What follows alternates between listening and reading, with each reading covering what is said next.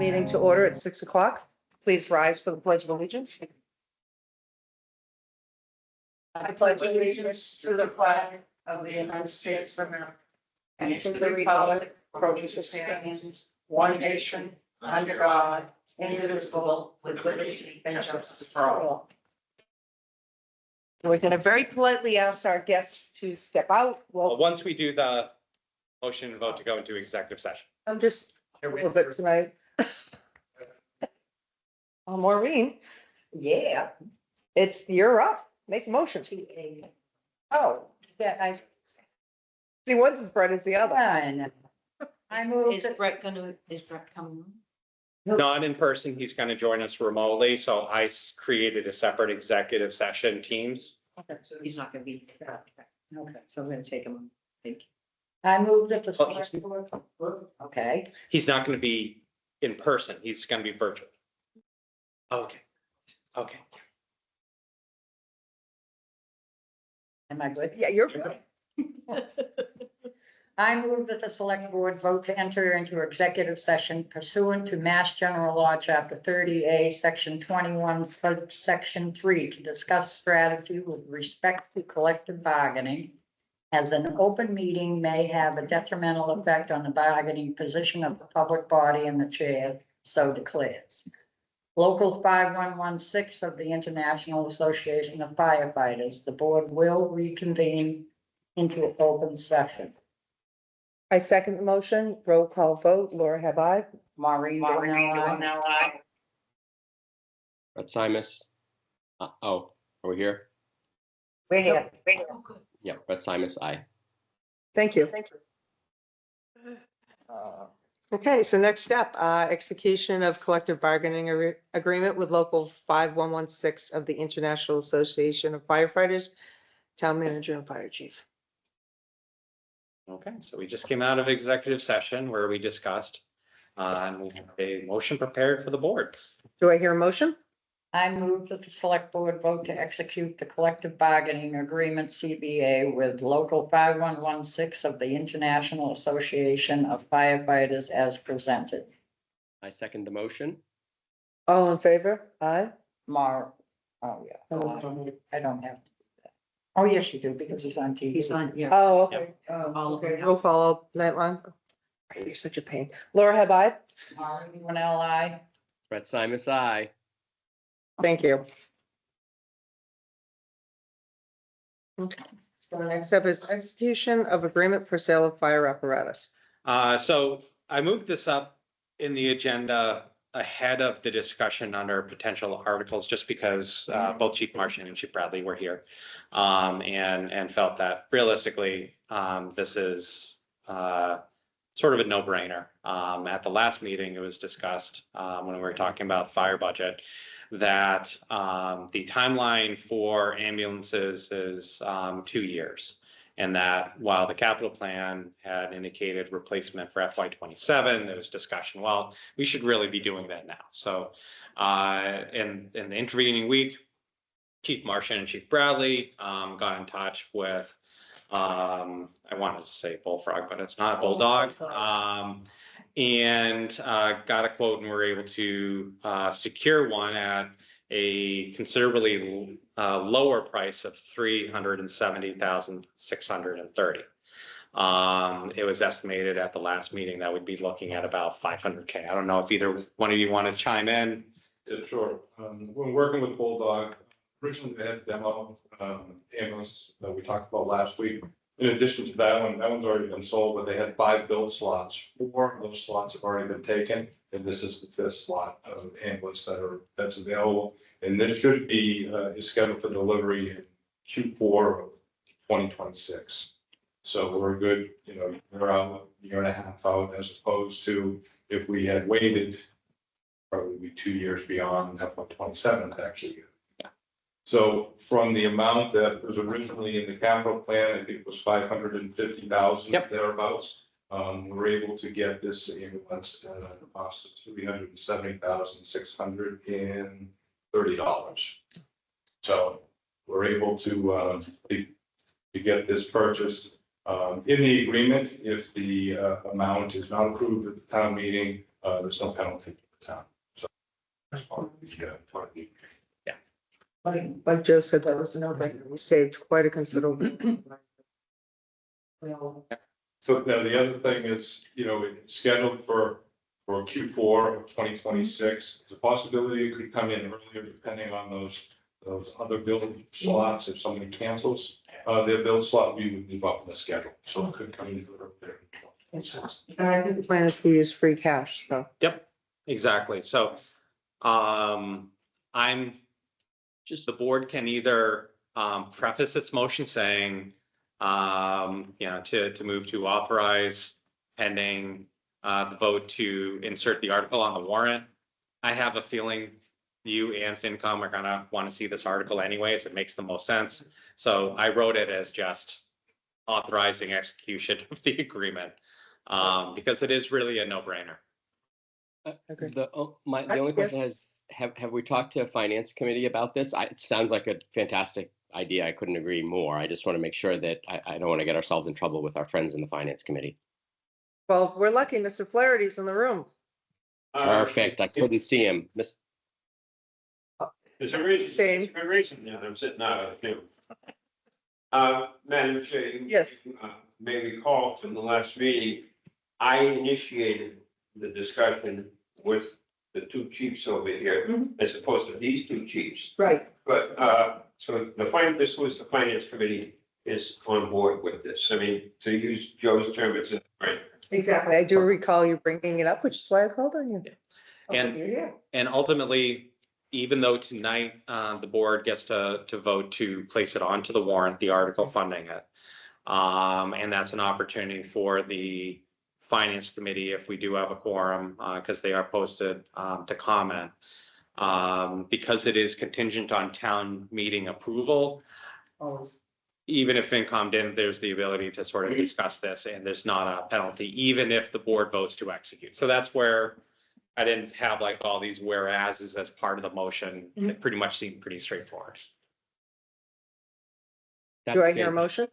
That's fantastic. Thank you. I appreciate that. Paul, I hope you know that, and I hope that you're glad to know that I'm looking out for our relationship, even when I don't notice you here. So this is great. All right. Yes, I can make a motion. Yes, wait a minute. Chief Martin, I'd like to. Quick thing is, the reason why it's the truck, the price that it is, because it's a stock unit. It's not, there's not much we can change on the bill, which is basically what we have now. It's a stock unit. Where other communities, they order a custom truck. That's why they pay in somewhere next, $200,000 more because it's a custom. Again, the same with white to be cheap. And adding decals to make it red, and that's what we have. It's a stock unit. So we're buying one of the stock slots. The last question was, I didn't know how they bought trucks ahead, and that's how they do it. It'll still get us where we want to go, right? Which is from here to there. Oh, me too. Yes. Saying it's a 2026 Osage, just like Yeah. the ambulance that we have. It's fine. It works All perfectly. over. May I not ever need it, but in case we do, you guys do a great job getting us. When somebody asked about why are these other towns spending 500,000, because they're not buying stuff trucks to make this. Much more fruitful. Yeah. Yes, we are. I can make Conservative. Make a motion, Brett, please. He hasn't got the. I move that the select board vote to authorize the town manager to execute an agreement for sale of fire apparatus ambulance as presented. I'll second. Maureen Dwinell, aye. Brett Simus, aye. Laura, have I? Unanimous? Thank you. Thank you, chiefs. Thank you. Chief, your attendance, as always. Thank Have a you. Great night. And Joe, town manager report.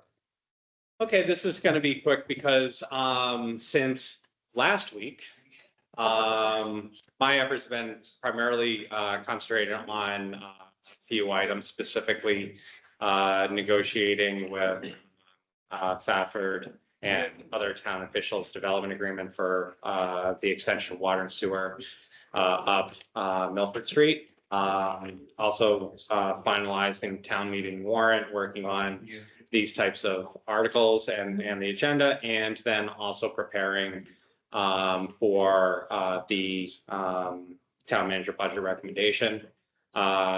We basically have all hands on deck, and we're going to be producing that report by the end of the week, printing it out for people to get. So that is going to be complete. Want to give people some advance notice on a couple things. First, we're going to be scheduling, and it's nailed down for March 18th, right? On Monday? Yeah. March 18th for the public forum for the common and streetscape. 7th. I think Monday's the 17th. Okay, then it's the 17th. My apologies. So we're Um, say together. Yep.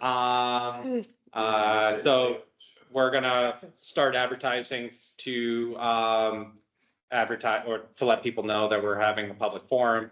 CHA, the consultants we retained for doing enhancement work for the TIP project, as well as the town common master plan. We're gonna have that design charrette here at Town Hall on the 17th, right? It's Town Hall.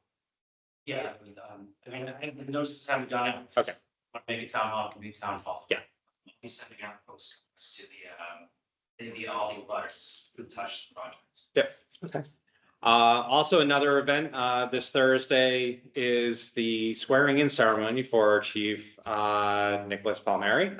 So 10 o'clock here at Town Hall. So looking forward to having a great community event here. Like I said, the last week has been primarily focused on town meeting and budget.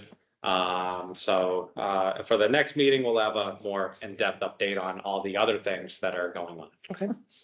Works for me. Thank you. Just planning purposes, what time do you think the public forum will be? Will it be in the evening? Yes.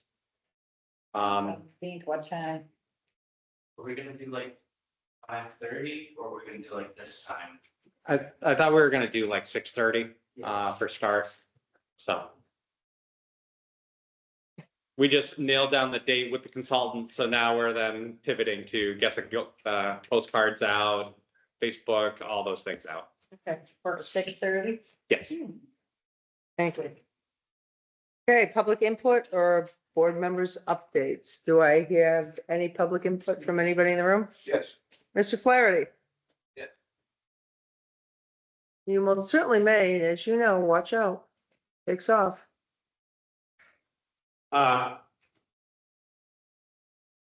Madam Chair, you know, there's a lot of people in this town that have been here forever, Mhm. having difficulty paying their tax bills.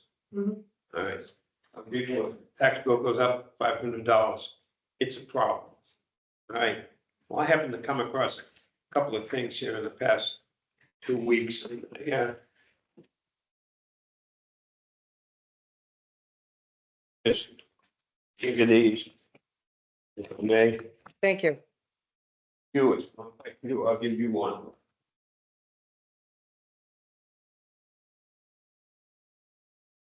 Right, in case you couldn't see, you gave one to Tanya. She's in the room.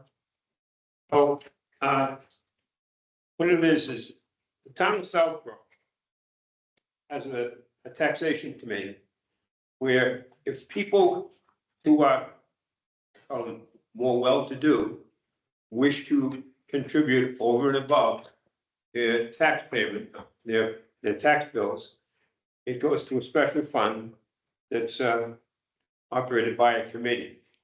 And if you notice the thing right, the paper, it says, if the town accepts the provision of this section, right, so I didn't have time to go back and look to see what section of the MGLA we're talking about.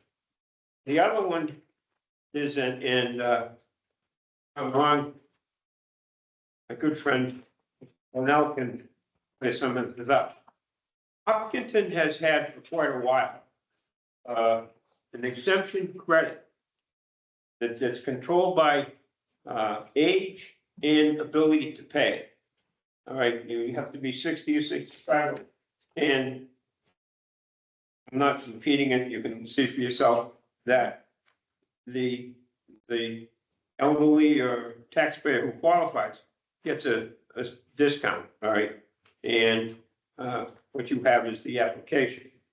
The second thing is just recently, I heard that they call it the Hopkinton bill or something like that, where Hopkinton offers a mean tested property tax exemption to qualifying seniors for school building construction projects beginning in fiscal year 2026. The exemption will be equal to or less than the cost of bonding for project. Now, this is just the work that came out of one of the local newspapers. Where am I going with this? I think this is something that a lot of people in this town would really appreciate. Again, we have a lot of older citizens, all right? And I briefly bounced this off Tanya a long time ago when I first heard about it. So I guess, I would behoove you to give this strong consideration. I guess that the burden of it is gonna fall on Tanya and the accountant or the treasurer's office, because that's where it's all the paperwork is gonna run through there. And I believe it's gonna start with the senior center. Well, we actually put the senior tax relief right on the real estate tax bill, so that when they paid their bills, they put a little slip in to donate to it. My point is to get this thing up and running. We need an article. That's right, but I'm saying, if we have to start someplace with it. Yes. That's my point. I know it's not gonna happen now, but maybe it's something, I don't see it as a big thing. I see it as this is a few keystrokes of the computers. Somebody already did the work. Well, if they voted at annual town meeting, you could have it up and running for the first preliminary bill coming out for 2026. It also depends on like which one of these, the first one, taxation aid committee. When I was in Littleton, they had the same thing. They called it TRED, tax relief for elders and disabled fund, where people would then donate, and then there would be these applications. That's something that, as Paul said, it's adopting Chapter 60, Section 3D, which then authorizes that. So that's something that is extremely easy, and especially with fundraising efforts that now the Friends of Upton seniors, that's something that could very easily put together rather quickly. And in Littleton, it also was administered through their Elder and Social Services Department, just like here it would make the most sense because it is need-based. All the applications. Correct. Yeah. So some of those things is basically dependent on, for accepting statutes, that's pretty easy to do, and the board could do it at, we don't have many more town meetings to insert for this town meeting warrant, but we have at least the next two before everything is basically shut down and locked in. Well, with all due respect to the manager, I don't think you're gonna have a lot of people that are gonna be throwing more money on their tax bill. I think the other two are more important, when, again, the third or fourth time, you know them and I know them. The people that have problems, the tax bill comes up $500, it's a problem. I tell people all the time, my mother purchased her house for $16,000 and her taxes are well more than half of that each year. And as she used to tell me when she co-signed my first car loan, the last time I took out this much money, I took it for 30 years. I'll kill you if you don't pay it. And now her taxes are almost $10,000 a year. And she's on a fixed. Not labor. I think this. I have been. It's not, I don't. Fire, Paul. It's being that difficult to do. Joe, Somebody already did the work. right, Joe, can we do both? Yeah, Or I is mean, it either there's three things in here. One is the means tested tax. For the town, I think we'll need to discuss this more. And Brett, I know you can't see what we're talking about. So I think we'll get Brett a copy of everything. Yeah. My question is could we do the taxation aid committee as well as the article? Or is Yeah, it- I mean, that's where, that's just sort of like, let's put it on the agenda for the next meeting.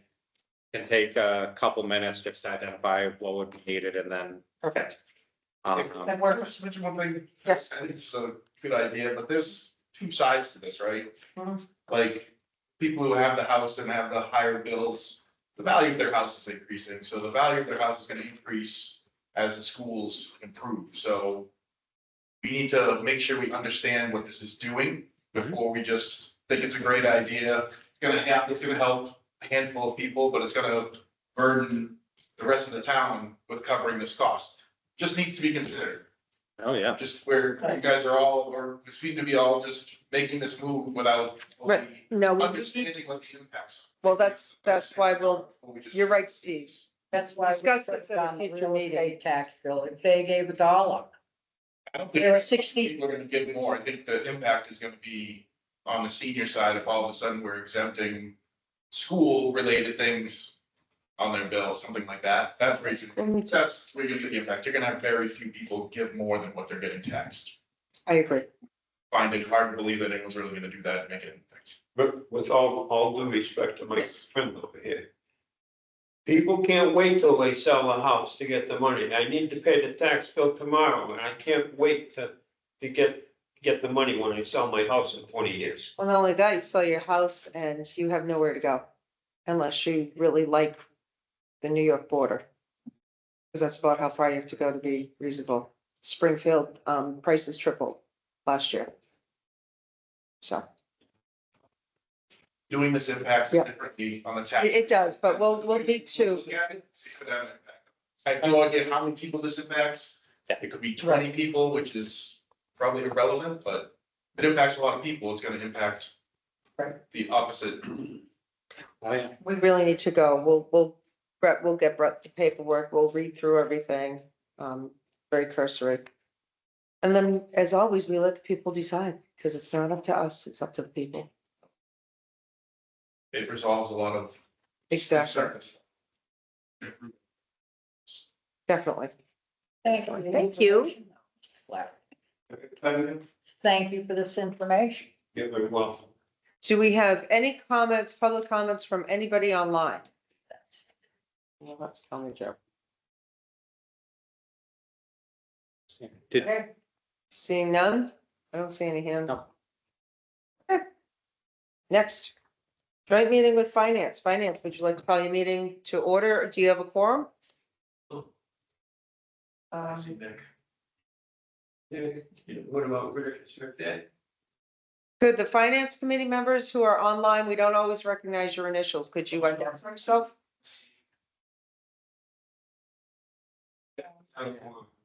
Yeah, Nick's here. Okay. So we'll call the finance committee meeting order at 6:35. Thank you. So budget presentations, first up, land use and inspectional services. Michael, Good evening. good evening. And I'll start with land use and inspectional services. She'll have a copy of the various budgets for land use, the planning board and conservation. Mary Overhaul here to discuss conservation. So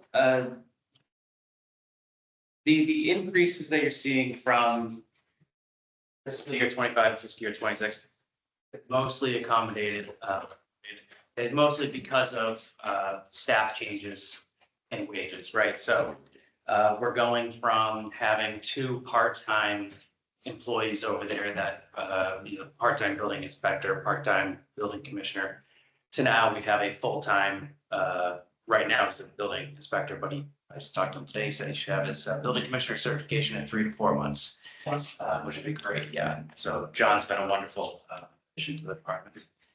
So he's obviously, that position is now full-time, so combining those 2 part-time positions into a full-time position, obviously accommodated for some a lot of that change there. And then modestly, the impact from the transition from the department specialist position, which was Grace formerly, to then we switched that to an assistant planner position, which we have a candidate who just accepted our offer on that. Congratulations. Excited for her to be joining the team. And so that transition from the department specialist position to a more professional assistant planner position was part of that change as well. So all these small changes added together, making for a lot of that increase in the total wages. And so that'll bring us up to a full functioning office. Nice. Which is nice. Yeah, Doing a great job holding the fort. thanks. And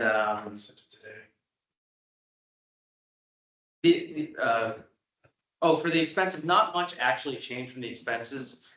You'll see in fiscal year 24, it was about 20,000, but then in fiscal year 25, it was around 14,000. And we're proposing again just below 20,000. What accounted for that difference was there was a discrepancy on Permit Pro, which we use for our building permits, who we share with the assessing office. We weren't getting billed at regular intervals during that time, and because of staff change between fiscal year 24 and 25, we had assumed that, so we share the bill with assessing. We assumed we were getting the full bill of like $7,000, when really that was only half the bill. And Permit Pro it took a while to get that answer from them. So that's what accounts for that change. And then for planning board.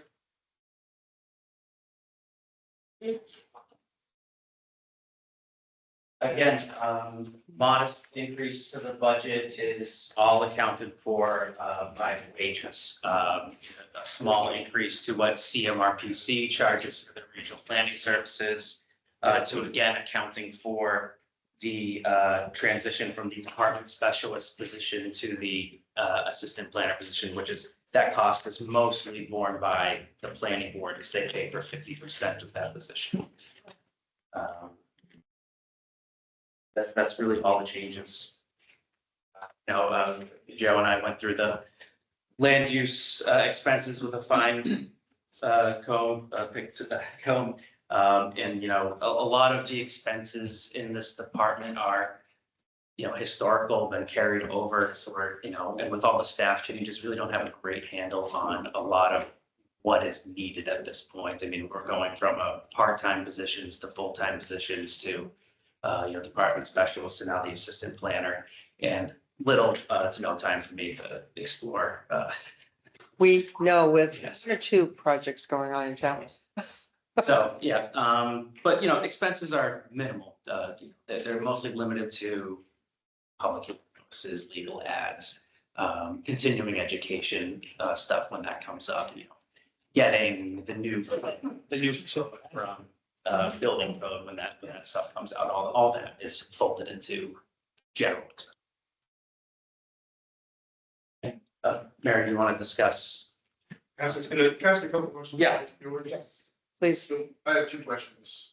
One, I don't understand how you hired a assistant town planner, but it hasn't been approved by the town meeting. So the funding isn't approved, yet you hired a position. That's my first one. My second one, a couple weeks ago, we heard new growth is down, permit revenues are down. This is the opposite, where we're scaling up for what? If our growth is down, our permit revenues are down, we hear this bleak story from Kenny about revenues. Yeah, we're increasing the staff for our. So, great question, because we're really not increasing staff. This is renaming a department specialist into assistant planner to make sure that we can provide the continued support to planning, ZBA, community preservation, and conservation that we've always had. It's just that the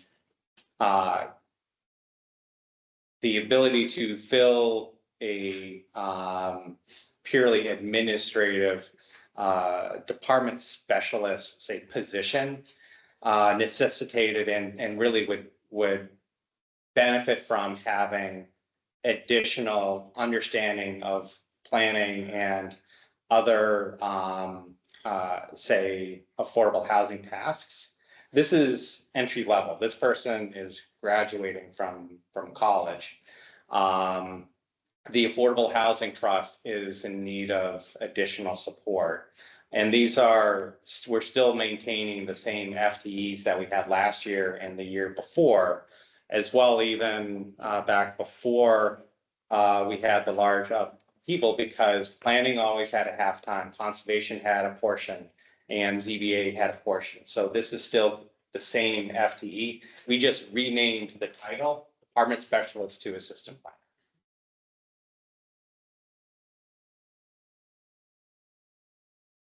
Yes, I have a question, Mike. Yeah.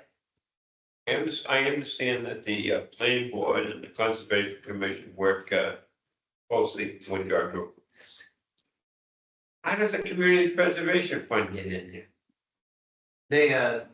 So they utilize through CPA, is it 15% of available CPA? Yep, so it's been something that consistently, the town has always budgeted, it had been $15,000 for administrative purposes. But it's something like up to 15%. Right, 50 of the total Yes. amount can be used towards administrative costs. So for example, and you might be able to better describe what Grace had done in support. Oh, yeah. There's regular reporting, there's actually planning efforts you're supposed to undertake for CPC. The reports are supposed to be done. Yep. Beginning in December. So there's financial reports, but then there also, the CPC is required to put together a plan for spending the CPC funds, and that hadn't been being done.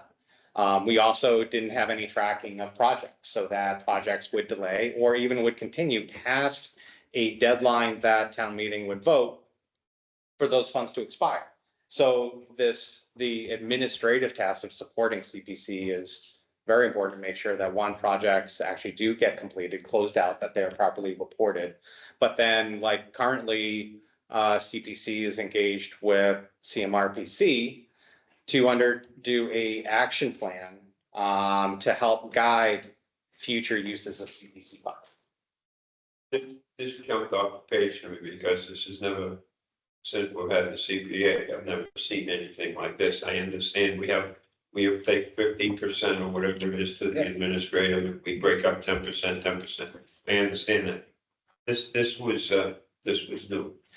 In FY25, we had it, but that's where part of refining the narratives is to be a little bit more descriptive, and we're specifying within the department narrative what that specifically is used for. Yeah, I recognize that, you know, it's not something that's coming out of this budget, right, that we're looking at tonight, but it's, you know, because it's flex the. Yeah, there's different pockets that's Yeah. going on. There's different Yeah. pockets that money come from into this budget. I understand that. And that specific is funded as part of the standard articles CPC approves, those like A, B, C, and D Right, ones right. that happen every year.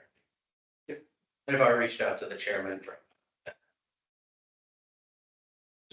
I don't think you guys addressed the new growth from revenues. Sure. Well, I mean, so it's, you know, permit growth.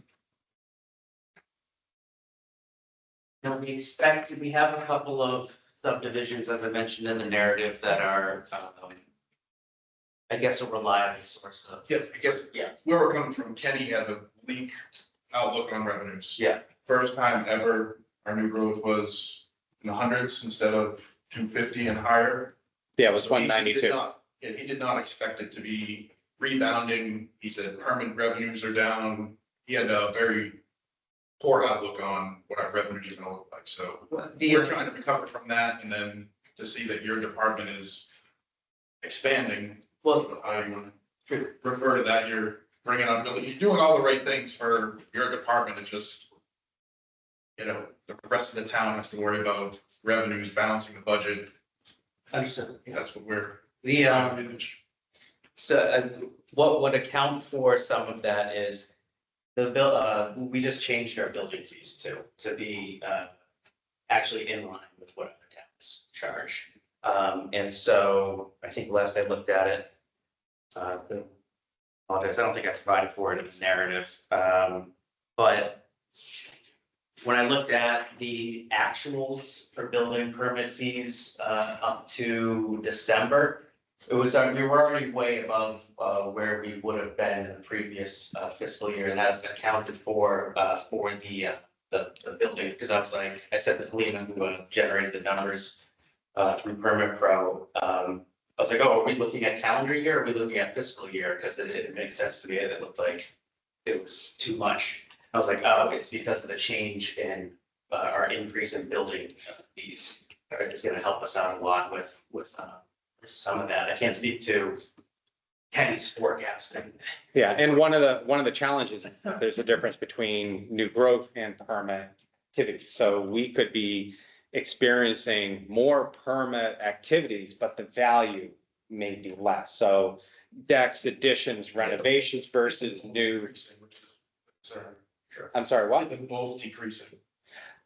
That's where it gets to be that global when it's of revenue. And again, like that's where you have the opportunity to discuss methodology and how conservative we are versus they're seeing permit levels that are rather consistent. And we're not increasing FTEs in this budget within this department.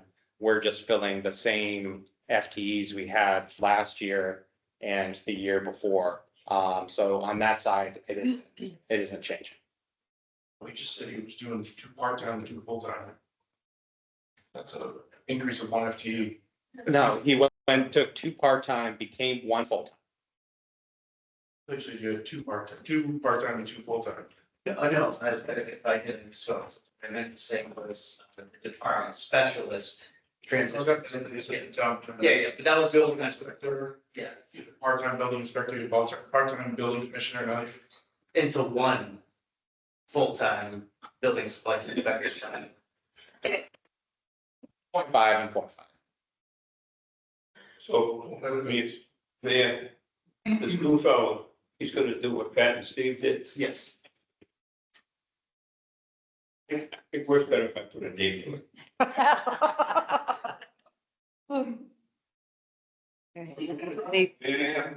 Absolutely. Where's Hopkins Road? Is that done? What's that, Cobbles Creek? That's, I think North Street. That's, Cobbler's Creek is north and west. Okay, what's that? oh, Flatfield is done. Yeah. Yeah, that's, That's done. yeah, So now you got North Street. North Street, that's 50% done about. They've started phase 2. Yeah. They started, has that slowed down at all? No. No. Yeah. And the price of the, Right now, those are the big ones, and I understand Yeah. somebody has designs on what used to be, I would call Beatty's property on West Main Street. Right, so, and I haven't seen that, but I expect that'll come forward soon. Yeah, I'm gonna get building permits probably in April for the 60-unit apartment building. That'll be a side, for a closer project right here. Yeah. And you know, I was probably saying it for the past 20 years, but once Governor's Landing finally puts a shovel in the ground, that's at least right now, it's. Don't hold your breath. I won't. 27. The beat could be great by the time that happens. It started 6 years ago, it's a decision. Mr. Yeah. Flaherty keeps saying he's not gonna see it in his lifetime, and Yeah. it's gonna be interesting. That's, as of right now, 127 units. You know, that's also where, the town voted to approve the MBTA district. Right, You know, mine, as we know, 150 units in addition to that. Madam Chairman, I inquire if anybody else from the finance committee would weigh in on it. Yes, absolutely. I see it says page 1 of 2. Any questions? I'm good, Paul. All right, thank you. Yes, we're good. Okay, we're good. Okay, Mary, would you like to do conservation? Thank you. Right, conservation has a few similar issues. Some of the fees went up again because of the assistant planner position. And really everything else is pretty much level funded with the exception that we were hoping to add a new position, just a summer land use intern, well, summer internship. And this is mainly because the town has all this, open space property, which is being entirely maintained by volunteers. DPW doesn't go out and maintain the trails, doesn't really have anything to do with that. So the volunteer base is getting older. It thought it would be helpful to have someone to go out there and do some mowing and clean up trail work, and also manage the volunteers and help them get together and maybe repair boardwalks and kiosks. It's just a lot for the town to maintain. I mean, the town's been doing it entirely with volunteers. So I think that's it. So this is kind of a trial, 1 year, we'll try it, see if it works. And I'm sure the question is, where's the money coming from?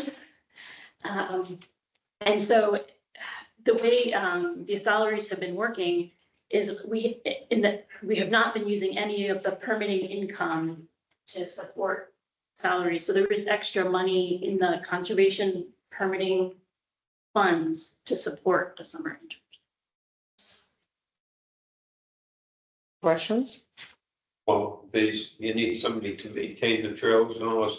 That's one of these hidden costs that nobody thinks about when we decide we want to buy all this land. Comments, Maureen? No. Good. Okay. Brett, any comments? You've disappeared, but, No comments, thank you. okay. Anyone else on finance have any comments? Hearing none. Moving right along. Thank you. Appreciate the presentation. Yeah. You're up. Hot seat. Welcome. Thank you.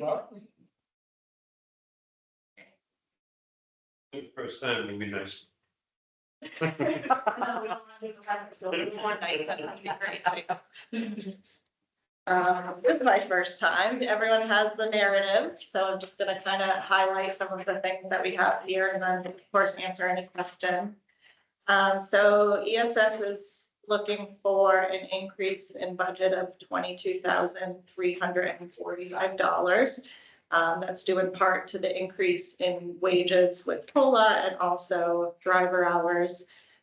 Membership dues are increasing for MCOA this year, and also costs associated with the large increase in attendance, which we'll talk about. So the increase in wages accounts for the 2% COLA and step increases for the 3 full-time and 2 right now part-time employees. 15,000 of our department specialists is still coming out of the formula grant. So our formula grant is calculated to be about 27,000 for next year if it's approved at level funding. So a significant amount of the formula grant is towards the department specialist salary. And then we had an increase of 103% ridership for our van for the previous year. So we are, as we know, looking into purchasing a second van and trying to move forward with that. And our request is to increase from 33 driver hours, which is currently budgeted, to 40 per week for the following year. And that would allow us mainly to operate both vans on special occasions. So rather than take a van out of service in order to accommodate the shuttle or the shopping trips, it would give us 7 hours a week where we could operate the larger van for those trips that are necessary, and then the smaller van to continue with the medical trips, so we don't have to turn anyone down with that. I'll stop there. Questions? That piece.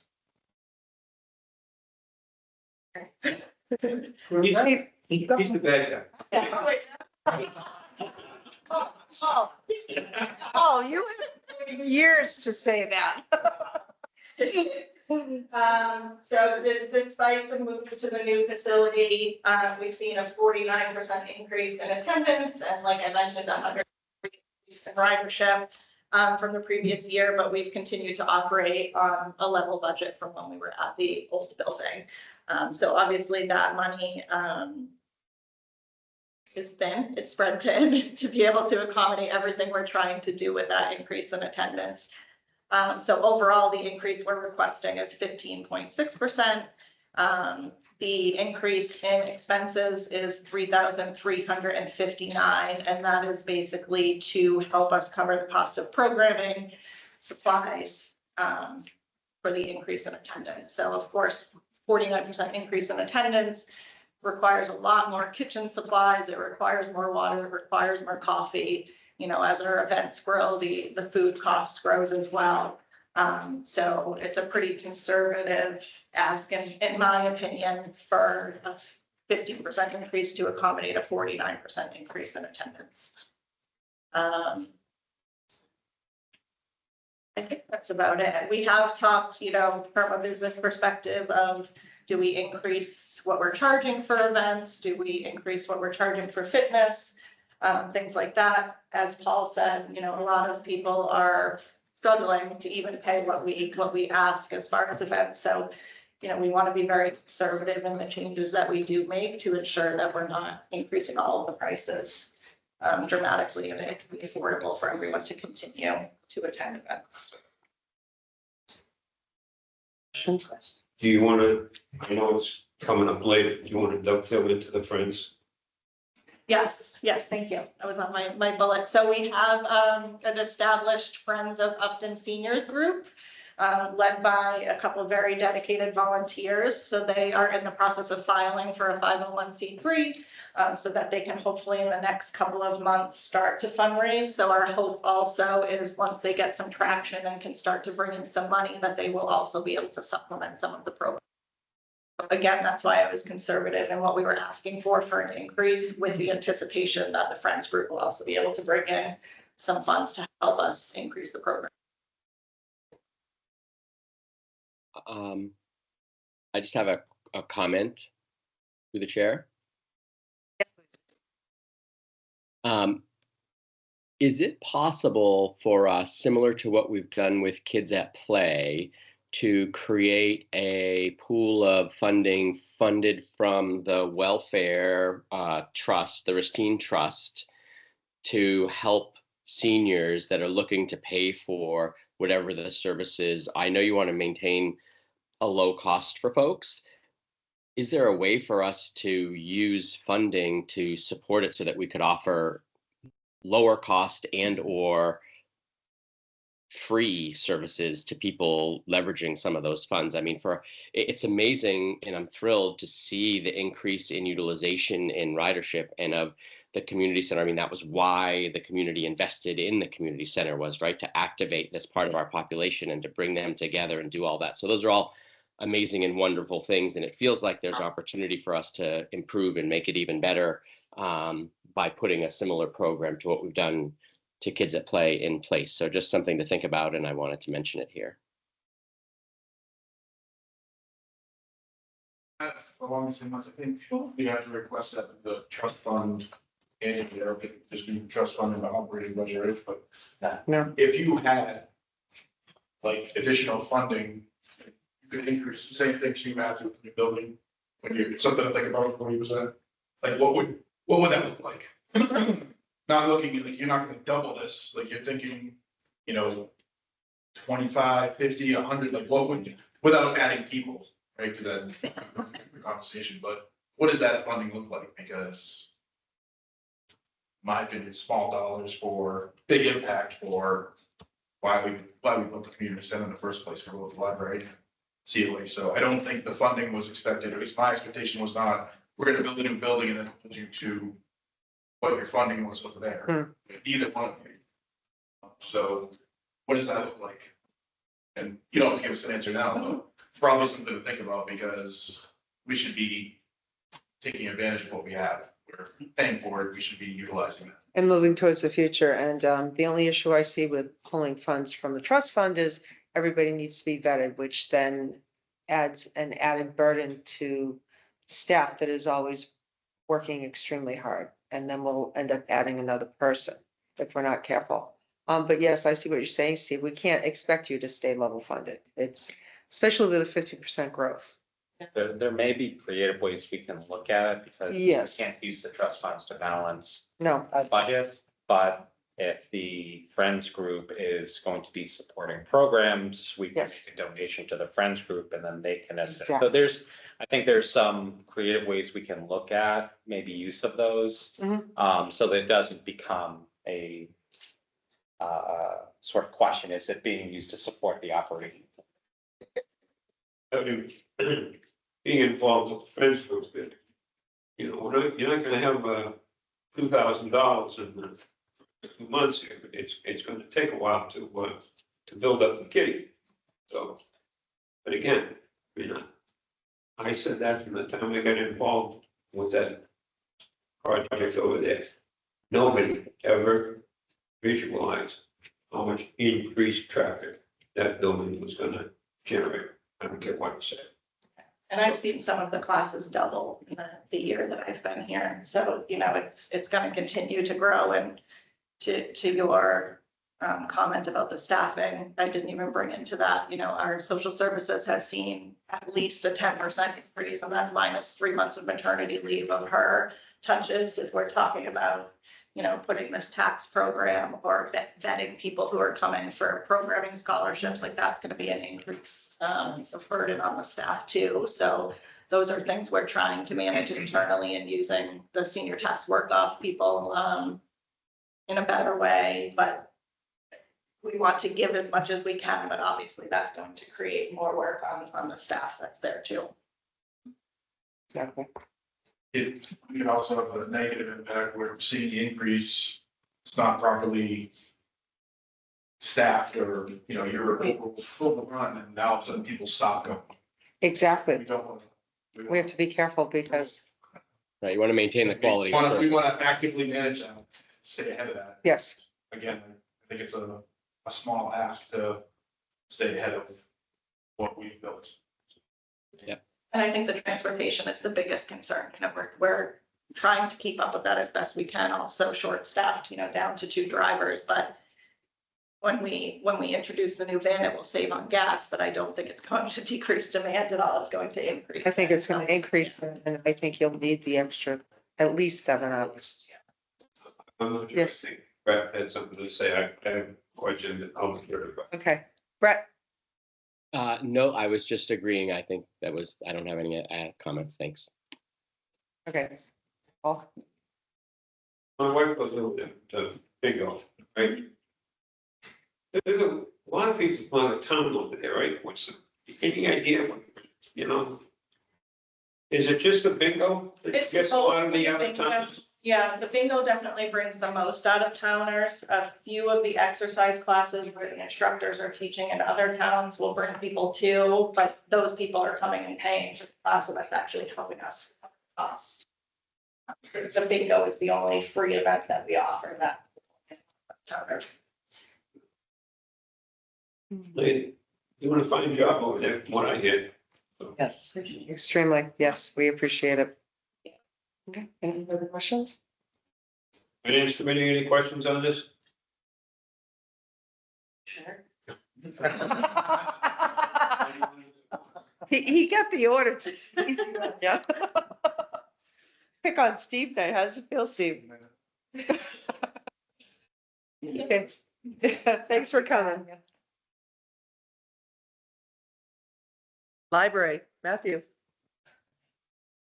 Oh, I mean, one Welcome. question. Sure. Is there anything for mailbox in here? In your budget? We're waiting. The mailbox is purchased, we just need the concrete board when the one is. Okay, thank you. That's. All right, be careful what you say. The subject near and dear to my heart. Isn't it, Matt? It is. I do have a mailbox line in my budget. Hi, everyone. I'm Matthew Bechtel, Library Director. I don't know. How do I get Brett to say hi? Yeah, before I start my budget, if I could, actually, the discussion you guys just had, what came to my mind that we're really gonna need more support on in the community center is custodial and facility services. And that's not in my budget, it's not in Tanya's budget, it's somewhere in one of Joe's line items. That's an area where I think, the increased traffic has really. Yeah. The need for custodial services has been, pretty high. Okay. So, library budget. Thank you for seeing me. I have an updated library budget request and narrative. I don't know if it got to any of you because I only sent it out this afternoon. Kind of, Send it out to everyone. popped Do you have in. hard copies? I did bring some Thank you. copies, just so we're all looking at the same numbers. The reason this is updated is the library trustees have been adjusting things over the last couple of months, and they just voted on their final number last night. Finance. Sure. That's the narrative. I didn't make extra copies of that format. I have this format, which is what I use, that has the exact numbers if anybody wants, it. But they're in the narrative. And all the adjustments have been on wages. They haven't been on the other one. And so you're gonna hear the same thing from me that you heard from Tanya and probably Mike also, is that the bulk of the increase is salaries and wages. And I'm seeing approximately the same order of magnitude of increased use that Tanya's seeing. Circulation has gone up moderately, but number of visits has gone sky high, and attendance at programs has gone up considerably. And we've been in the community center for a year and a half. It was May of 23. So last year's budget around this time, we were seeing the huge increases from when we were in the Milton Rustine building to going into the community center. Now we're comparing this fiscal year as community center to community center. And we're still seeing not as dramatic an increase as that change, but we're still seeing 10-20% increases over last year. So it wasn't just like oh, people were interested because it was new. They're still coming, and we're still attracting them. So actual budget numbers, the department request is going up about 25,000, which is 6.2%. The bulk of that, 22,689, is wages. Most of it is the COLA increase and a one-step budgeted merit increase for each employee, depending upon their evaluations this year. And that's where the changes have been since our December initial request. We're on the wages side of things. The trustees had some discussions with HR and the town manager, and everybody at this point is on board with the one-step merit increase if merited for the employees. So aside from those sort of standard increases, we are asking for some additional hours. We're asking for 6 more hours per week for the children's specialist position. That amounts to 7,500 for the year. This position was a new one. We created it for fiscal 25. We started it at 8 hours a week. It has been going really well. We're working very nicely with the children's and young adult librarians, and children's program attendance has been our #1 increase. So we're asking for an additional 6 hours per week to bring that position to 14 hours per week. And then we have a small additional increase that would allow us to promote one of our library assistants to a library specialist if merited at some point in fiscal 26. Any questions on wages and things? Specialist usage? Oh, I didn't check to see if I thought a couple of trustees maybe would be calling in. I know Debbie was a maybe. That's our chairperson. Charlotte maybe is here. I'm here, Matthew, and Lori's here. Charlotte. Great. Hi, everyone. Hi, Lori. All right. Other than wages, our expenses are relatively level funded. We are asking for an increase in the materials budget. If you have heard my budget presentation before. You always hear me talk about our materials expenditure is one of our requirements for certification. And it's essentially a percentage of our total budget. So if our wages go up, the state expects that our materials expense will go up. And that is going up. Did I break that number out? I must have. $3,717. Thank you, 3,717. And then we're also asking for a small increase. We have a line item for library support software. This is anything we pay an annual subscription for our website or our calendar and room reservation programs.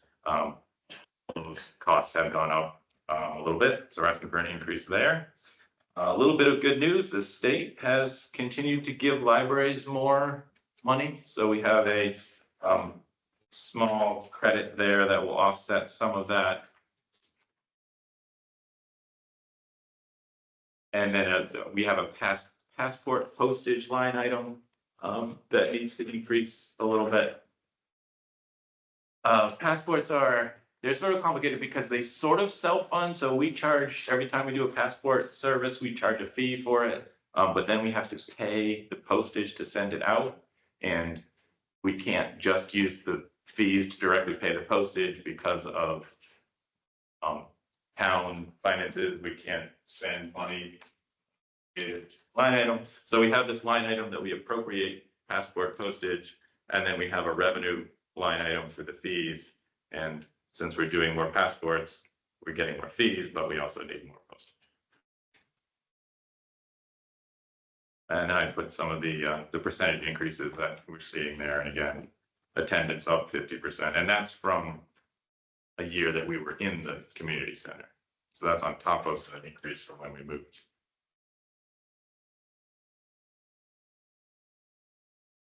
Any questions? So yeah. Okay. Maureen? Nope, not yet. I see Brett shaking his head no. Nope. Cruising. Anything, like I mentioned the time that you would be looking to expand, or you could expand if you had additional funding, or sounds like you guys do this differently than Tanya does, so it's come with your expectations from so just the same question for them, the student with the increases, you want to make sure you're ahead of the curve as well. Exactly. Yeah. Thanks. So the last couple of years we added a full-time position in fiscal 24. We added this part-time position in 25. Now we're expanding it a little bit. So that certainly helps. If we're talking about sort of trust fund money that's not like operational, I think programming would be the easiest way to use it, because that's something that we could easily expend additional funds without adding staff or needing to do it as part of the operational budget. We're on the library side, I feel like we're actually in pretty good shape. Our most of our programs just cost us staff time and a little bit of materials, the ones that we do in-house. And then we have a budget line item, which is, I believe, about 5,000 now, that we use to pay for programmers or presenters or, people that we're contracted to come in and do stuff. The Friends of the Library also support that sort of activity. We've done quite a few more cultural council grants the last year than we used to, and those have all been approved. So the cultural council has been supporting programming. I had a point, and I'm not sure where I was going with it. Get too young for that. I was gonna say, welcome to the club. So I think, the other thing we've really been focusing on is encouraging other groups to use the community center that aren't municipal groups. So they're coming in programs, whether they're open to the public or sort of just for their membership. So we're having a lot of people use the facility weekends, Sundays, evenings, a whole variety of different groups that I didn't know existed that have come out of the woodwork and said, hey, do you have a space we can use? And I love those because it's the community using the space that doesn't have to be a program we're creating and paying for, but it does have an impact to town resources because someone, usually me and Joe, has to coordinate everything. And then there's the custodial cost, right? We gotta make sure it's cleaned on Saturday nights and, you know, snow removal on Sundays that maybe we wouldn't have to do if those groups weren't using the space. Yes, Paul. There's a fee, right? For these non-governmental entities? So we've got a couple use categories for who could use it. So if you are a local nonprofit, you don't pay a fee, a rental fee. You may, depending upon what you're doing, you might have to pay a custodial fee. But like when the girls use that for, a meeting or the Bloomer Girls or, last weekend I had a calligraphers guild, which I had no idea existed. So a nonprofit group like that doesn't pay the rental fee. If someone comes in and the policy does make that space available for a private group, like a birthday party, or we did a couple bridal showers, that sort of thing. Those groups do pay both a rental fee and a custodial fee. I know early on when we were establishing the rule, there's one over there. I think we used the analogy of a tax preparer coming in and using one of the little rooms. For profit operation. Where does that stand? So we landed on in the policy, a for-profit usage is not allowed.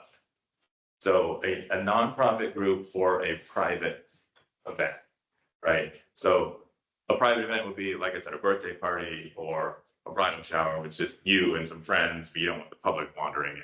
You're using it as an event space. But what you couldn't do is rent out the hall and do a Tupperware sales or, a real investment seminar or something where you're charging admission to the people that are coming. That's what's not allowed currently. Anything further? I mean, any money that is received from the rental, last year we did for the first time create a community center revolving fund so that we can then reinvest that or pay for additional expenses within the community center. Yeah, one other question. Absolutely. What is dear to my heart? Why do we have $350 in there for post office?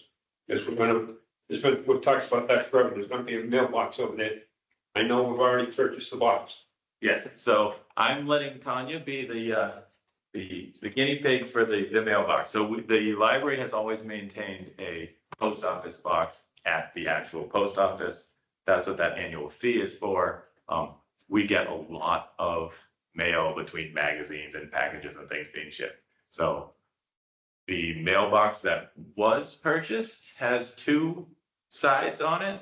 So I'm gonna let Tanya get that set up and installed, try it out. If it works well for her department, we'll switch all the library mail to the other side of that box. But since it's not there yet, I'd like to at least keep my PO box through fiscal 26 before we drop that one.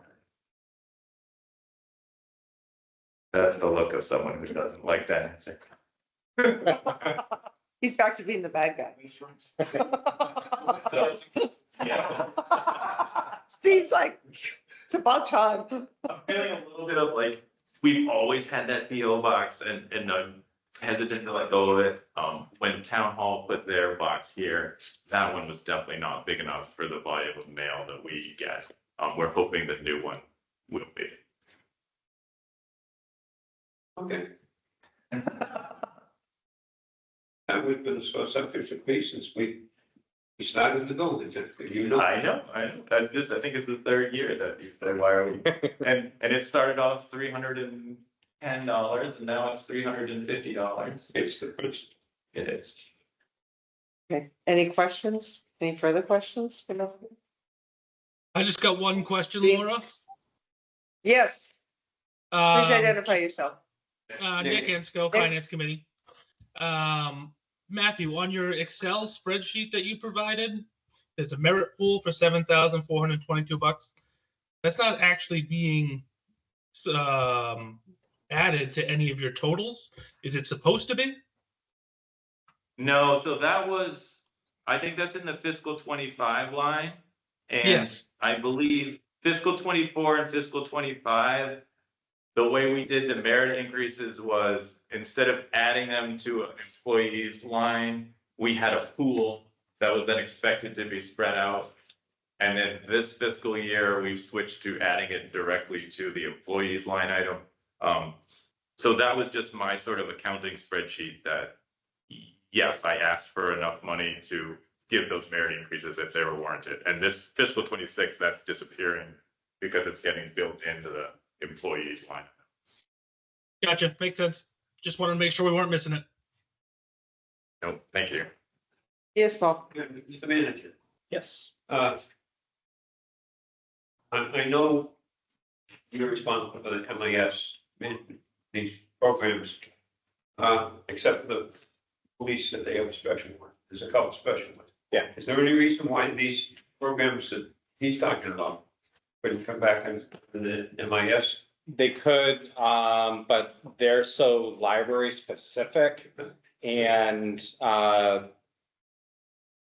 we've actually never had the conversation as far as pulling. What we try to do is things that end up in MIS, they're impacting multiple departments or licenses, or say even if it's specific to treasure collectors because it's payroll, the benefit is larger. When it ends up being these little specific, and they run their own website, but quite honestly, we haven't had the conversation to look, should any of those be thought. It's not all that much, but The seed has been planted. seed is now planted. Yeah, we did look when we opened the community center, especially for the calendar software, we sort of share one system between the senior center, the library, and town hall. And we all had such different sort of needs and requirements. There's no one system that could fit everyone.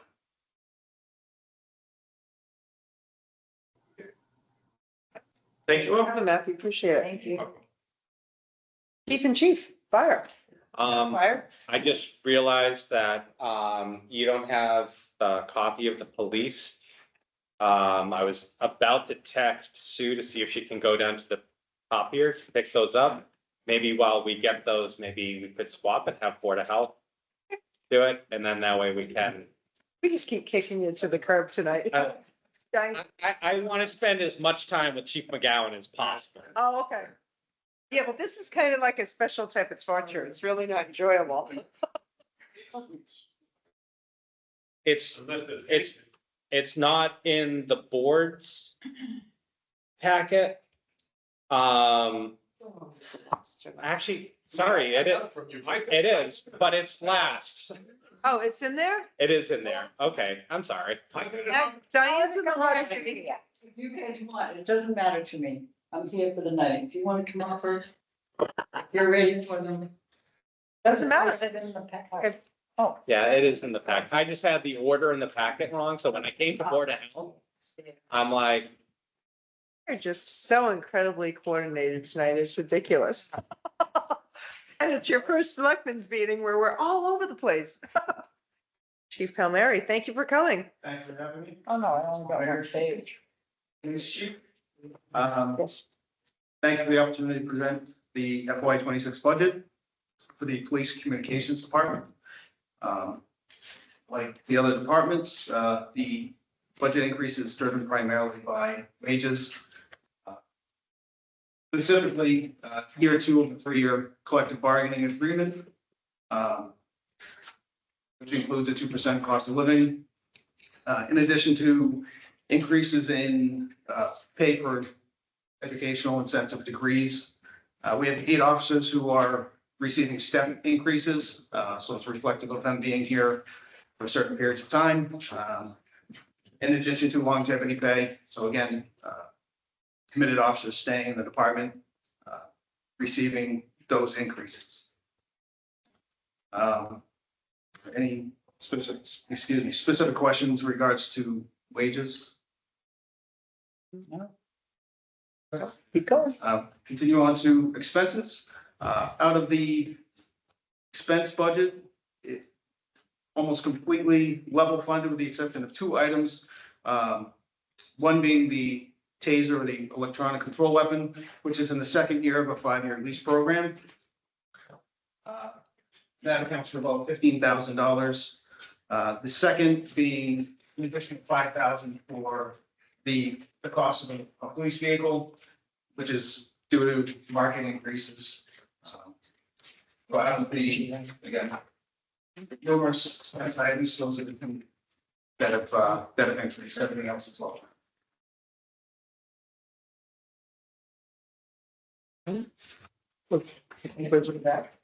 We'll interrupt you. We're not shy. I don't have any questions about the sound expenses, but years ago, we used to do 2 cruisers every couple of years. When is that? Next Next year? Next year. Yeah, we have one this year. Now, is there the same type of delay with the cruiser as there is with the, no? Okay, No, currently, the cruises are in line to be delivered when they're supposed to. It's not really a backlog. okay, it's good to know. Part of it's getting ahead of ordering. Sergeant Rankins is the one in charge of ordering the fleet vehicle. So I think his experience in doing it year after year at this point has been a benefit to making sure that we have vehicles, especially considering a small fleet. It's significant if a vehicle goes down or we have. Well, I know you weren't here last meeting, but we've been waiting for a DPW truck for 3 years. And then we found out right after that, an ambulance is at least 2 before they decide to do the tariffs or the chips and everything else. So that's why I asked. Yeah, no, Make sure that you guys weren't suffering the same. thankfully not. No, Good. the delay isn't necessarily there. So Chief, are we still staying with the Tahoes or are we going back to the Explorers? I believe Chief Bradley went to the Tahoes because there was a huge price difference with the Explorers. So those have pretty much come up and either in line, if not a little bit more than the Explorers, but I know the last couple of years, the Explorers have had different issues. The Tahoes, I think having the same fleet is beneficial, especially with the mechanic. Being comfortable working with one particular car, easier to repair, easier to transfer equipment from one to another. So I think staying within one model, one make makes the most sense. Keep going. Is that it? That's it. Oh, nifty. See, we were good to you too, huh? Right. All right, so seeing any further questions, Brett, or were you just, nope, okay, thanks. Finance committee, any more questions for the chief? I'm good, Paul. Okay, thank you for coming, we appreciate it. Great presentation. Yep. Diane? No, definitely not.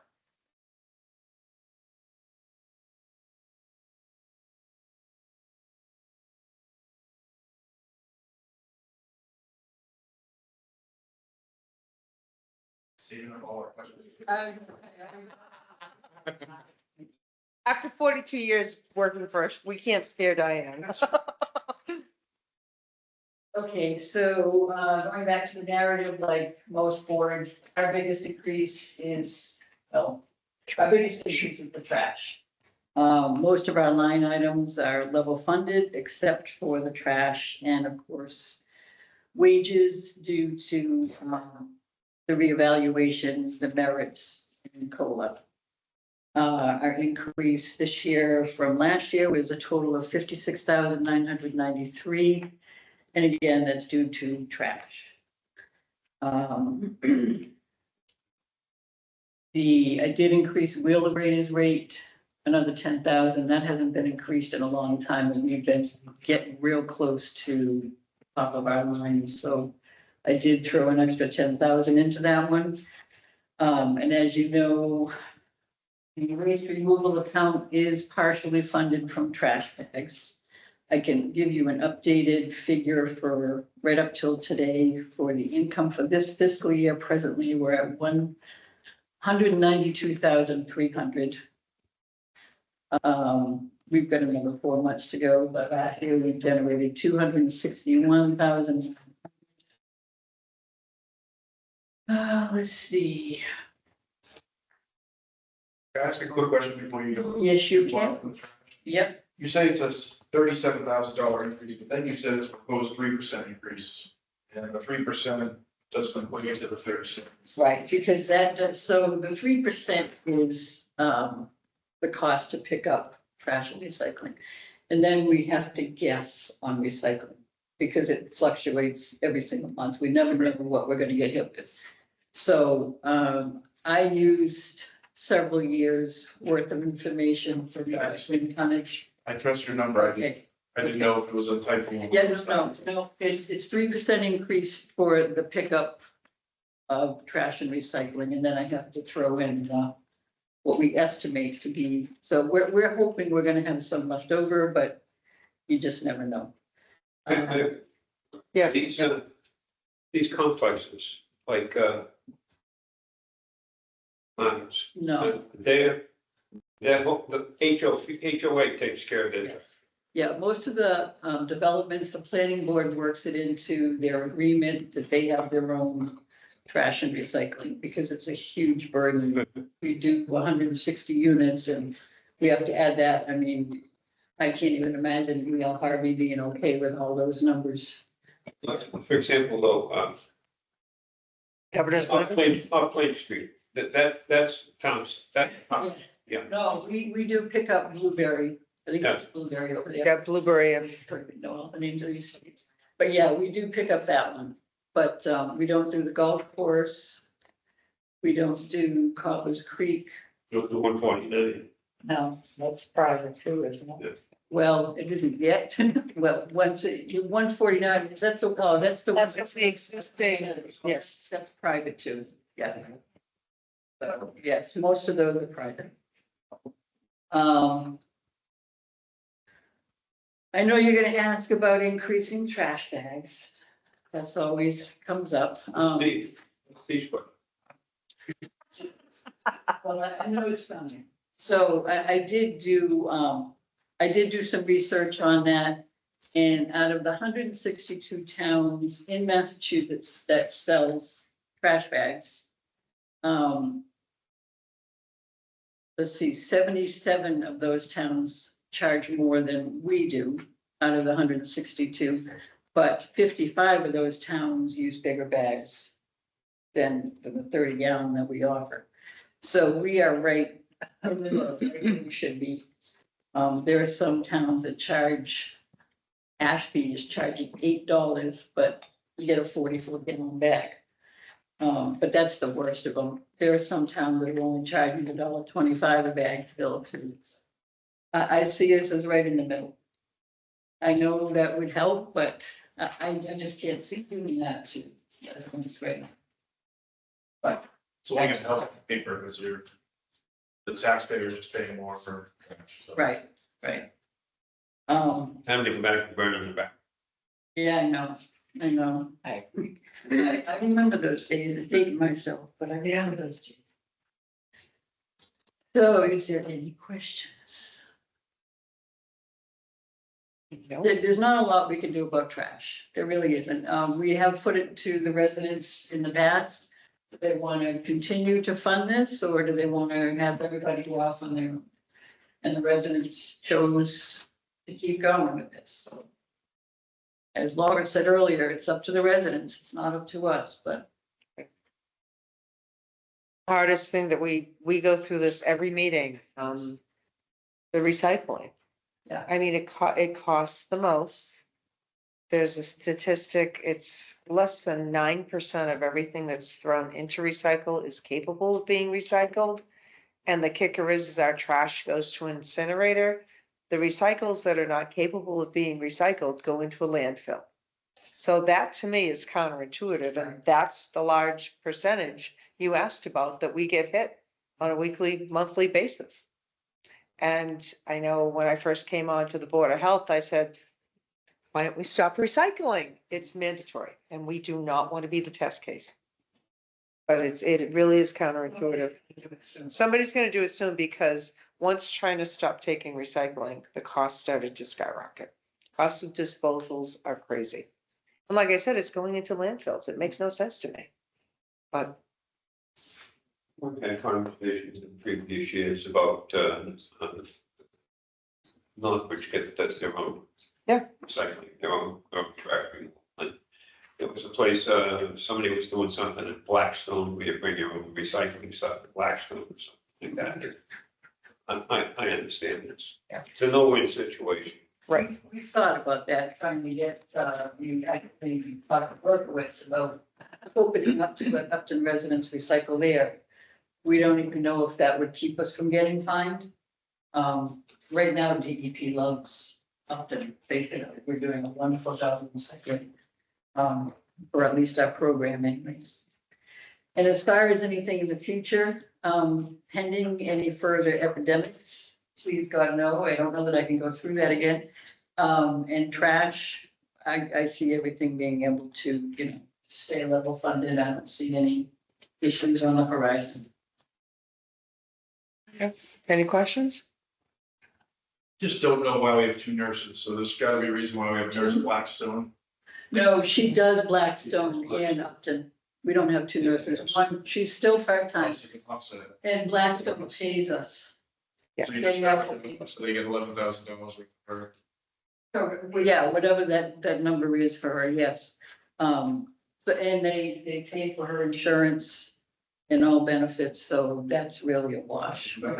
Yeah, Wait, prorated share, they pay 100%. they pay 100% and then some. Remember them. Hush. We're saving money.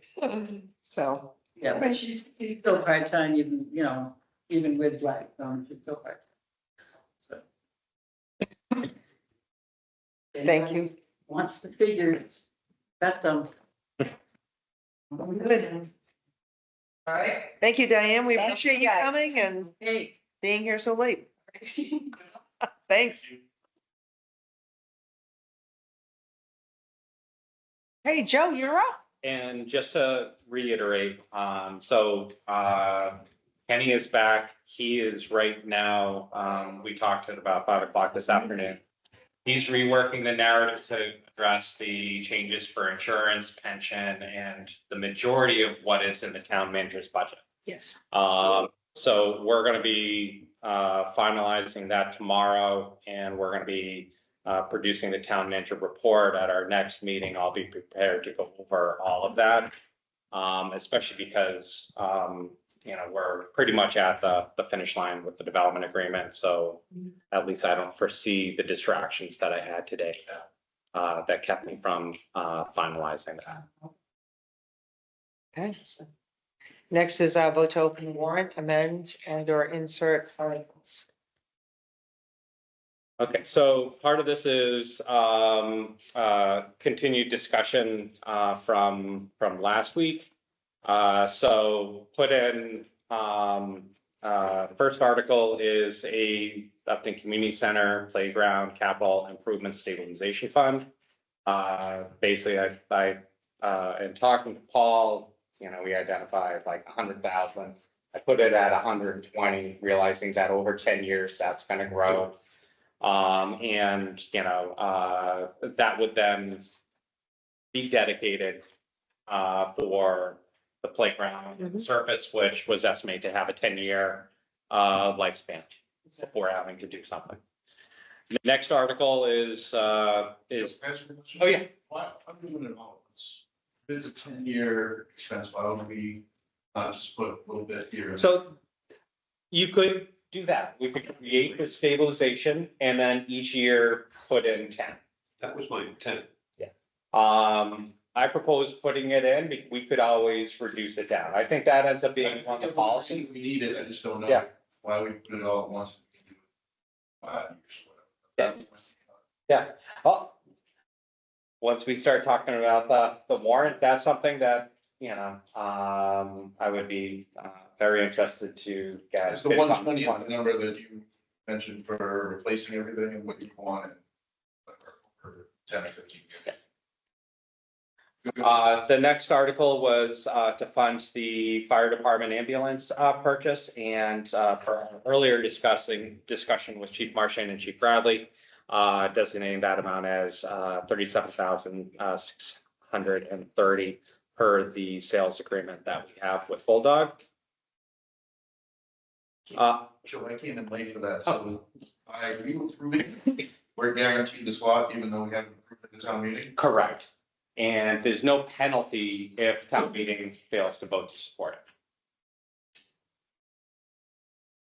it. $130,000 savings, well, roughly Or 5. more, yes, is what Chief Marchand said. So it's kind of a no-brainer. Yeah, he said fourth quarter. 2026. Yeah. Potentially earlier, he said if we're number 4, if one of them drops off, we may get it early. Just say Q4 of 2026, so it's longer. Yeah. That's why we're doing it. Yeah, because when they were here, they were just kind of like, well, we'll never do this, we'll. His original premise was that we would get the demo that they're bringing to a trade show. That's already been called for. But they have 5 in line. 4 of them are spoken for, and we're the 5th one. That was just approved tonight, so. Yes. And the great thing is no harm, no penalty if it's not approved by the voters. Right. The next article, the Board of Assessors asked if this could be put on. There is a section of Mass General Law, Chapter 59, Section 21A, that, if accepted, allows for an additional amount of compensation to be provided to the assessor for certifications. That's up to $1,000. The assessors did vote formally earlier today and provide me with a copy of the minutes formally requesting consideration for putting this on the warrant. And then the last article, this has popped up now that we're dealing with a default within a subdivision. As people may be aware, under subdivision control law, there's bonds and securities that are held by a town to ensure completion of a road. What ends up happening, though, is if that developer is found in default, the town can take action in order to access those monies in order to complete that subdivision themselves. Okay. However, it was researched, and we have not adopted Chapter 41, Section 81U, specifically the last paragraph, that allows the town to actually receive those funds to then complete that work. So by acceptance of this, this will then also assist the planning board, who's dealing with a subdivision where the developer acknowledges, I'm not finishing it, take the bond. So by accepting this doesn't mean we vote to take that action, but without accepting this, we don't even have the ability. So, Is that planning board. hypothetical that we have, that the developer has said, is this just for future? It's not only for this one subdivision, but then also for future, in case we do have other defaults. Very often, the amount that is being held is in excess of the remaining work. Okay. And, prior to this role, I spent 20 years as a town planner. I only had experience over those 20 years of calling in default on 2 subdivisions, and that's across multiple towns. Tens of 20s worth of subdivisions. Okay. The developers. Actually have one in default. Yes, they're working with them to try to get the developer to finish.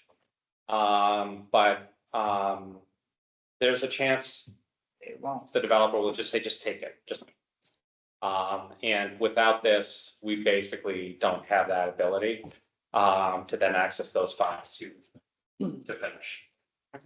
Planning board is asking for this article on the warrant. Makes perfect sense to me. It- Mr. Flair. Oh, sorry. Go ahead. Go ahead, Brett. Oh, thank you. I appreciate it. I couldn't quite discern if there are two current subdivisions that are having issues, or if there's just one, and if it's one or two, could you clarify which ones Just they one. are? Just one. I don't. It's only one. I think I know, but I just want to confirm. Is it the one on the way towards Misco Hill Middle School? On the left there. That's a common driveway.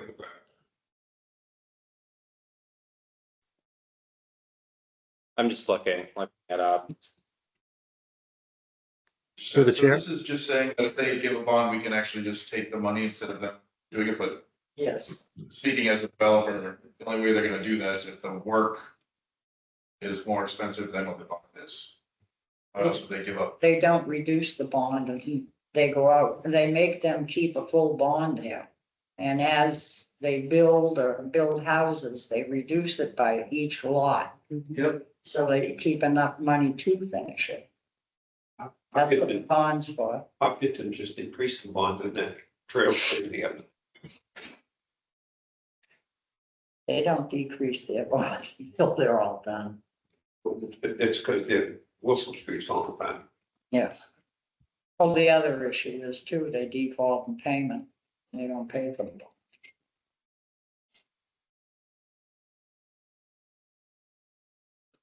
Dennis is chiming in off Hartford Ave South.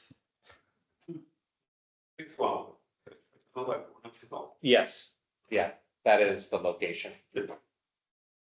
Which one? Yep, So it's George Shine left. off of Laura. Mayflower. half, 3/4 the way up the hill.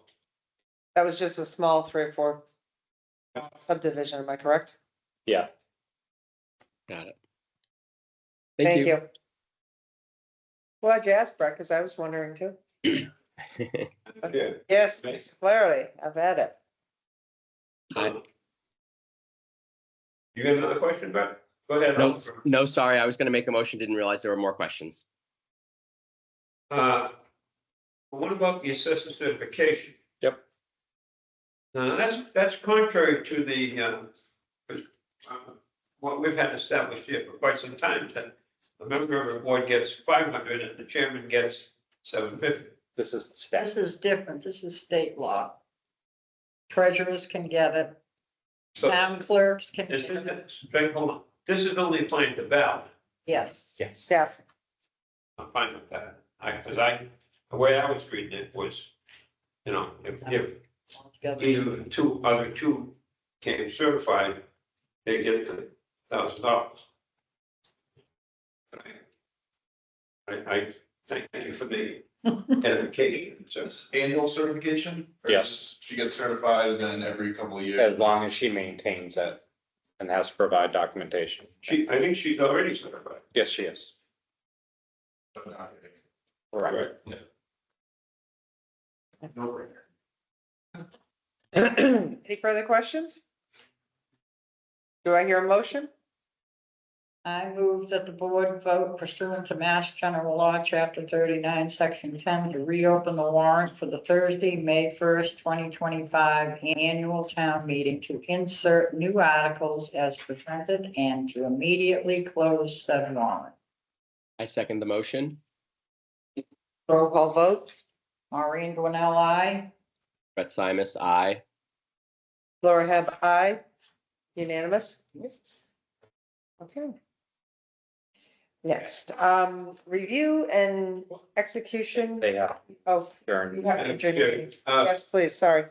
Finance Committee, motion to adjourn. Second by Mr. Byrne, roll call vote, Paul Flaherty, aye.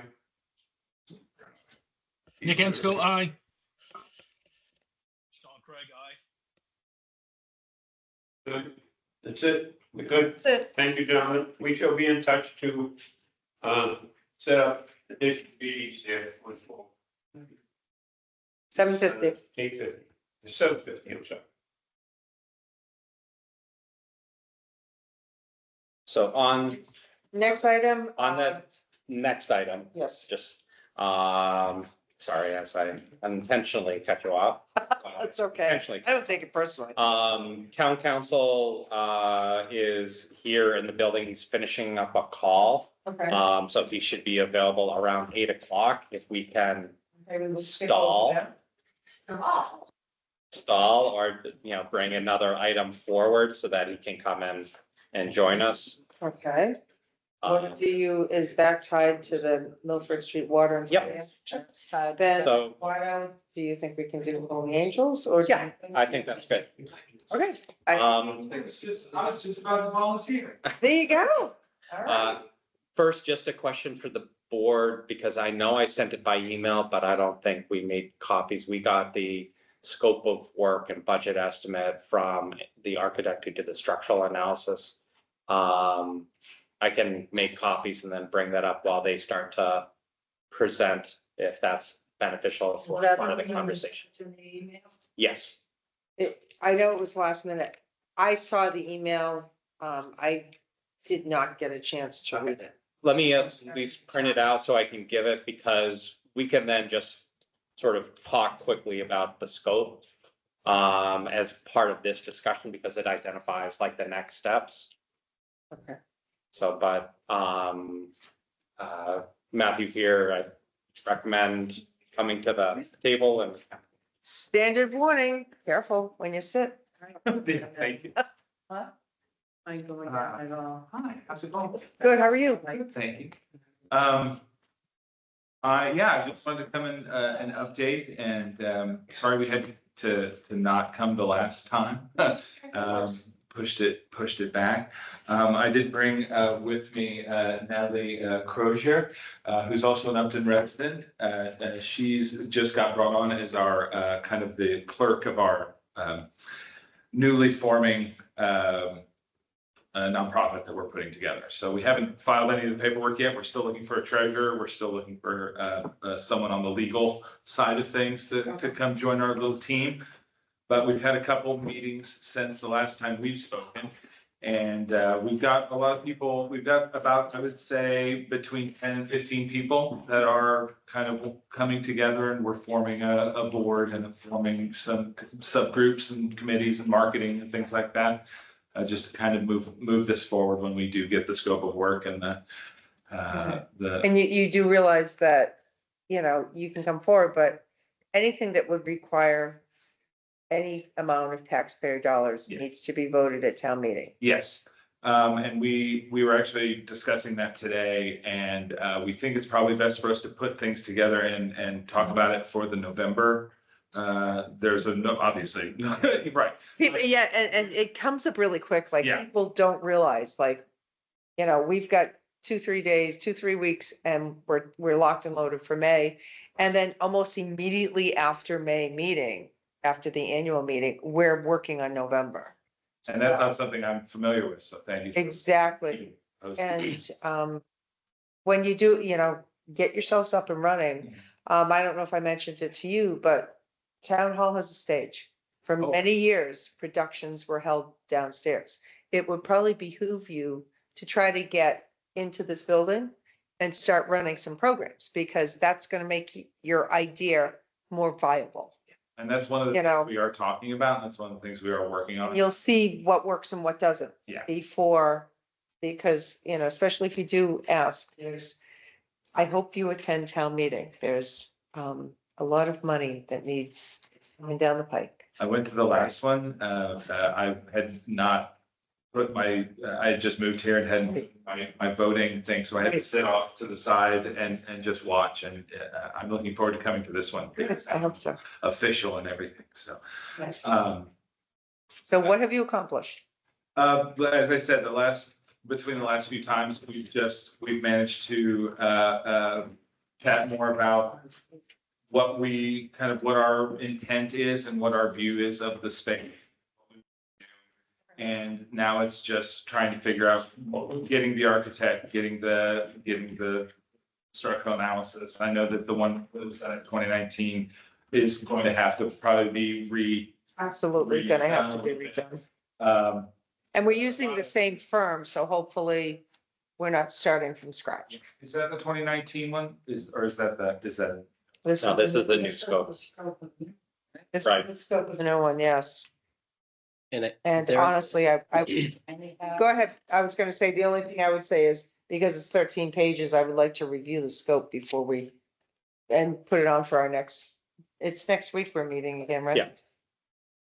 Go ahead, Brett. You had a question, comment? Yes, just a comment. You know, Joe and I have been talking a little bit, and I know, you know, the board has shared a common interest in this process, and I think that that's wonderful. So I'm mindful of the most efficient way to leverage the dollars taxpayers have already spent on studies, but also get us to sort of what the right next step is to hear from the town their interest in investing in this building. And the current proposal that we have for, I think, the $95,000, which is sort of in place for the spring. What I think the town, I think that's a lot of money to spend for a lot of analysis that we did in 2019. I don't think that much has changed from 2019 to now, other than costs. But in terms of the building itself, I don't think that the structure has changed significantly. The building's been there 150 years. So I don't think in 5 years it's changed so much. So given that, you know, Joe was mentioning that there's an option that we could do a version of the structural analysis that we did that's not a $95,000 version that's going to clearly be very expansive. It's going to be a $6,000 version that gets us another ballpark estimate of that 1.5 million. So in the 2019 estimate, it has two pieces. One is renovation and one is stabilize, right? And those were like $600,000 worth of work to do those things. But there was a note in there that said, hey, a full renovation, including HVAC and accessibility and heating and electrical and all of that, a ballpark estimate was $1.5 million. So we know when the townspeople ask that we're in the ballpark of $1.5 million in the 6,000. If we spend the $6,000, that will get us the new updated 2025 version of what that $1.5 million is. So then we'll have a number that we can go to the town meeting and say, hey, we've got a ballpark range. This is how big this project is. And I think what we could do in the fall is ask for the full funding to get the detailed design drawing. So that's like a 10% of what the cost would be asked.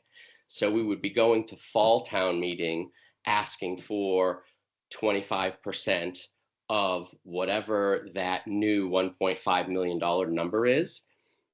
I believe that that's a better path forward than spending $95,000 now to get another big, huge analysis that still doesn't get us a sense of what the cost would be. I don't know, Joe, if I've explained that incorrectly, please course correct me. I want to use this as a little bit of a discussion forum to talk about it. If I may, Michael's in the building and he can correct me if I'm wrong. I don't agree with that. HVAC, electrical, green standards, and everything else have changed drastically, especially since the pandemic. The air scrubbers and everything else. I think we would need to make sure that the building is, I think the 2026 code, 2027 code is vastly different than what the requirements were in 19. Everything changed. And that's why building is so incredibly expensive right now. Michael, you can correct me if I'm wrong, but you know, even cost of materials is through the roof. But most people don't realize most of the building costs are the new updated electrical. The fact that you can't use oil, you can't use gas, to heat, the HVAC systems, especially in commercial buildings, because of the pandemic. If these would be followed up and part of the $6,000, that's one thing. But if it's not included, then we're just throwing $6,000 out, because we do need an in-depth. I do know, being in the position I am and having been married to a general contractor for 35 years, it has changed drastically. And that's why a lot of older builders are leaving, is because their regulations are so incredibly expensive. Now, I don't know about commercial, I do know residential. Yeah, through the chair. Yes.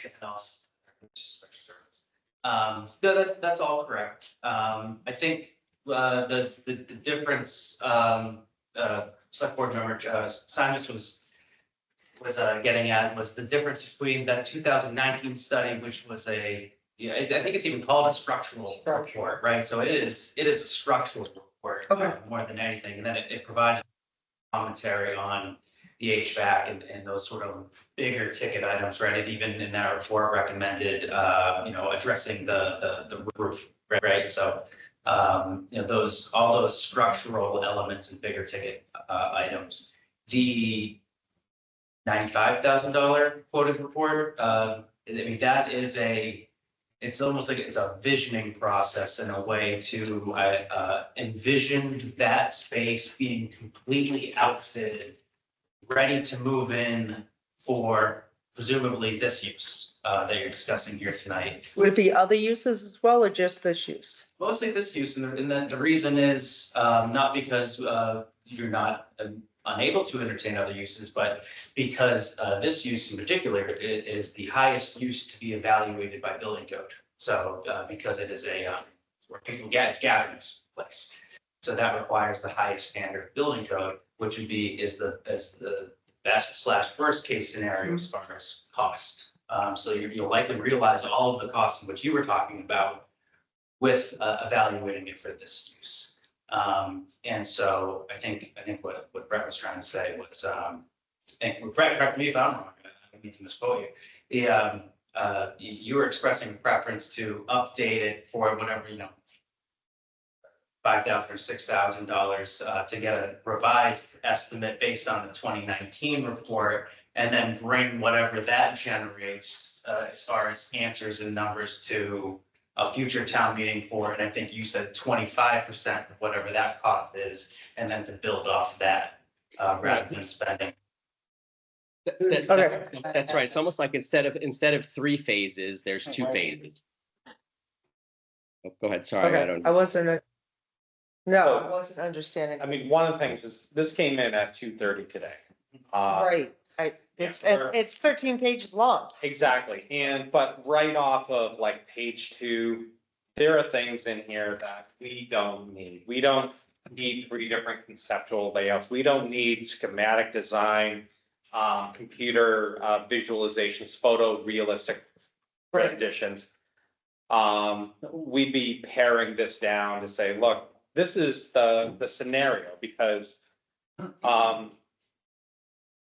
and it could be reduced to provide that sort of middle ground between that 6,000 and then what realistically is going to be the electric code that needs to be upgraded. By planning for this sort of use, it is a worst case because it includes, commercial kitchen. Well, we can also pull somewhat relative and applicable estimates from building the community center on what that kitchen looks like.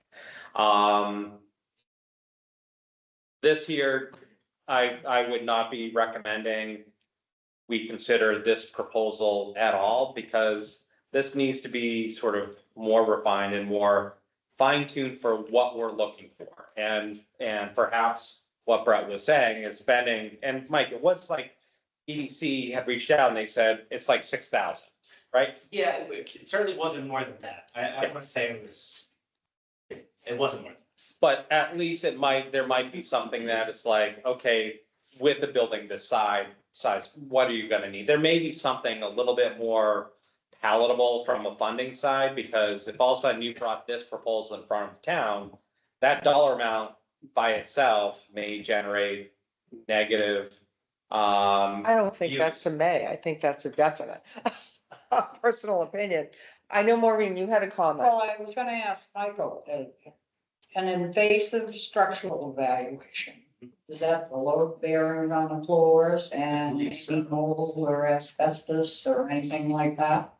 I don't know about mold. I would imagine that they're just given age of the structure, there is asbestos, but I don't know if that's what they. Well, I captured mean, that. the roof has been leaking since My understanding, 2019. yeah. I my would think mold, asbestos and lead paint. We know we bumped into lead paint on the exterior, probably on the interior as well. Yeah, I would assume that they're expecting to find it, but I don't know if this quoted us to do that sort of survey work. My interpretation of what that was basically like cutting out portions of like walls or ceiling in order to evaluate joists and, yeah. Well, that's probably. And they did, Right? Okay, wait a minute. And the conditions of the entire space. Yeah. Right, you have a question and then I'll, if I can interrupt you. I didn't even take a look at this. I mean, I was working till. Oh, I had no clue. So when you said 95, I almost passed out, but I thought I handled it well. But my suggestion is that we take a look at this, have you and Michael pare this down, see what it is, bring it up next Tuesday and say, look, this is the Rolls Royce. The streetlights, we really want the Walmart version. We want it to be. We safe. want it to We be wanna safe. know exactly what's wrong with it. Exactly. What is that, what is it, an industrial hygiene? Yes, Paul. Prior to the beginning construction on the community center, because the site was so tight, and because of the looking for a place to try to pick up space, rather than putting a trailer that we had over there, we looked at using the Holy Angels. It had last been used, I guess, I want to say now, 12 years ago when this building was renovated. The town offices moved to the south during the renovation period. Well, in the fall prior to the signing to starting construction, which was the groundbreaking was December 12th, we looked at using that building as the field office for either Hutter and or the OPM. There were like 7 or 8 of us within that building. Pat Roach put his foot in the head in the door and says, nobody's using this building. This building is full of mold. All right. Now, X number of years ago, there was water in the center of the main floor. There was a puddle of water there. When you went to the cellar, to the lower level, right underneath that, there was another puddle that had been sitting there for quite some time. All right. The place is full of mold. One of the things, to me, it's short money. You're an industrial hygienist then. To see what it's going to cost to, before you do anything. And if I may, through you, may I ask Mr. Antonos a question? Sure. Is a site plan review going to be required here? Because if it does, how are you going to satisfy the parking requirements? Is a site plan review going to be required for a change of use for what? The church. But for what's being discussed in this proposal? Yeah. Because if it does, you're going to have a hard time satisfying parking requirements. I don't know. And that's because the bylaw doesn't address this specifically. The bylaw would says that it's very specific in the way it requires change in use. And the way that it's been interpreted by the planning board in the past is a change of use between like categories, not individual uses. So like from a church to a community center, I mean, I could very much reason that is a change to within the same use category as a gathering space to a gathering space, whether it's being, religious purpose or this purpose. But if it's for a church to retail, yes, it would probably require. My point being, sir, that when the Angels was operating, you parked your cars where the community center is now, all right? The building is where the whole parking area is. Because for a long time, everybody thought Holy Angel ruled it, and then one former selectman did some research and found out, we don't know anything, the town owns all that. So, but I guess where I'm going with this is, you can't, at certain times of day and night, you can't consider that parking at that community center viable. You go in there on a Thursday afternoon when Pico's going on, you can't find a place. Yep. Okay, as you know, there's 16 parking spaces on the town side of the line, 69 on the VFW side, and that's why we have, Mr. Brochu, I love him, worked out the shared parking agreement with the VFW. So there's a lot of, I see, there's a lot of stuff going on in the background that should be resolved before we spend any money there. For any purposes. Meaning public money. If a private group wants to come in and sell it, hey, you might guess. Putting town money into that. So, it's helpful.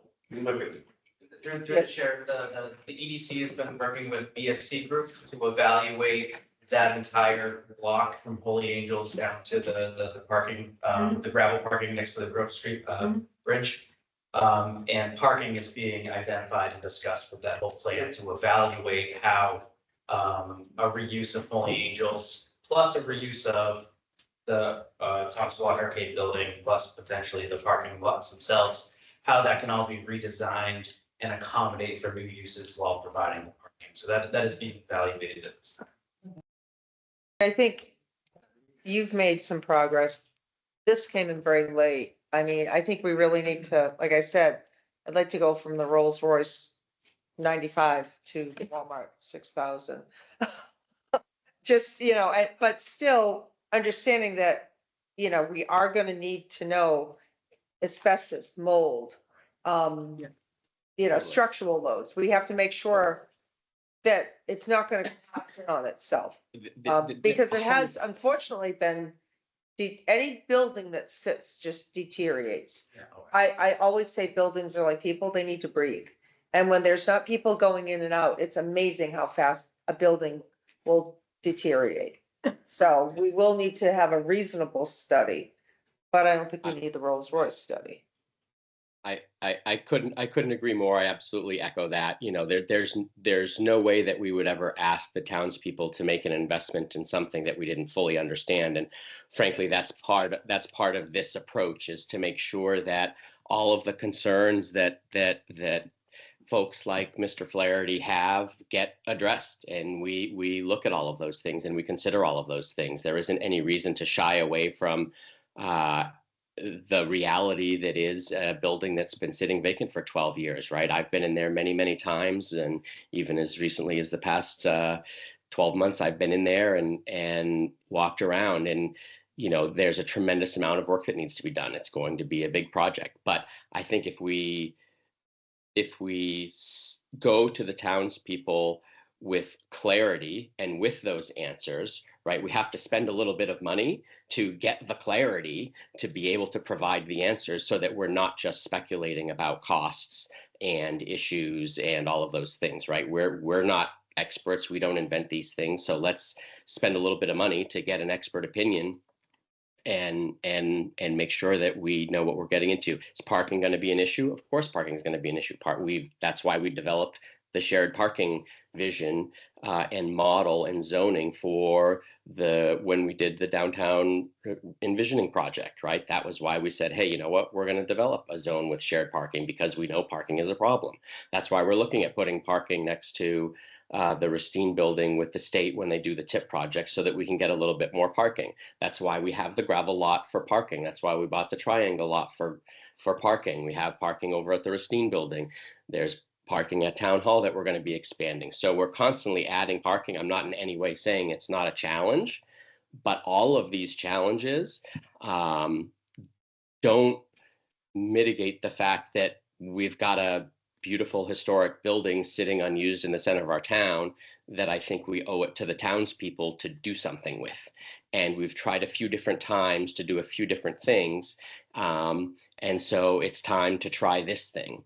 And if it doesn't work out, it doesn't work out. But I think being very clear-eyed about that history and that progress, you're seeing the growth that's happened with the community center, all of the increased engagement in programming for seniors, for children, right? This is the kind of space and the kind of community and the kind of place that we're intentionally trying to create. This has been the vision for downtown from long before I ever got on the select board 7 years ago, right? I didn't invent this vision, right? This came to us and we're realizing that vision, and it takes time. This is one small step on that journey. And I think we owe it to the people to, be mindful and thoughtful and clear-eyed and get the information that they need so that they can show up to town meeting and vote on what they want to do with this jewel in the center of their town. Thank you. Yeah, I just think it has to be a good study and an in-depth study. I agree. Just on the structural or mold or. Yeah, the health, Everything. safety, the HVAC, the new electrical codes. Like I said, I don't know if commercial, I know you can't build a house if you renovate a house more than 50%, you can no longer put gas or oil in it. It has to be all electric. And I think everyone's finding out that heat pumps do not work in the last few weeks that we've had. So, but that's the mandate, that's the law. And I would hate to see the bill for a heat pump for that building. But we need to, Joe, if you and Michael can, we'll absorb this, and if we can whittle it down to reasonable. And do you have any further update from? I don't, and I just want to say, I want to thank all of you for having this conversation. It's kind of the whole point of you being here is so that we can have this, so we can discuss it. And like I said, I'd really like, if you guys can get up and running and become your 501c3 or whatever you're going to become, get the legal work done. We have the facilities here. You can roll out programs, see what's going to work. You've got a test case right here in this building. For many, many years, shows were put on downstairs, and they still can be. Yeah, they used to have minstrel shows in here. The Bloomer Girls used to join. My mother used to throw me in them all the time. Please. And I think, and I think It that's was like the exactly it, right? shyest person on 2 feet. And there's an appetite to do this Upton Arts and Cultural Collaborative, right, thing and those opportunities independent of Holy Angels, right? So even if even if the townspeople say, hey, you know what, we don't want to spend the money on Holy Angels, that doesn't mean that the townspeople don't want and value an Upton Arts and Cultural Collaborative that does performances and brings improv and does these kinds of venues and events in our community. So we can continue those things regardless and independent of each other. Exactly, because we have the facility here, 0 startup costs, see what flies, see what doesn't. And that's on our list of, that's on our agenda as a group. Is something that we're all talking about. And we're actually meeting, the marketing kind of fundraising people are going to be meeting, I believe, in the next couple of days to talk about that. So, yeah. Is it public? Can I see that, or is that you guys thing? You can have. If you want to get, I just I can email it to you. Yeah. But it's not something I view as acceptable. So it's basically just going to be worth its weight in paper. Okay. Just something to look at, just something to reference. It's more of a reference thing than anything. Hey, Joe, if you're going to send it, I'm fine with that. Can I ask a couple? Yes. So I'm a little surprised that the town is looking to spend money on that. I thought we were looking for a third-party developer to come in and take ownership of that. But we have the schools, the DPW, we don't call this a community center. No, we're not a community center. That is, it's listed in there, but I think before we start spending money, we have to really kind of see if this is really something realistic for the town to accept, because I think the DPW barely got that community center, that's the CON library, barely got that passed. This is a smaller segment that is very well needed. I understand, Brett, I understand everyone trying to make the downtown, but schools are looking for $33 million. Yeah. Most of that is ours, more than 50%. DPW building, and I have no idea how much that's gonna cost.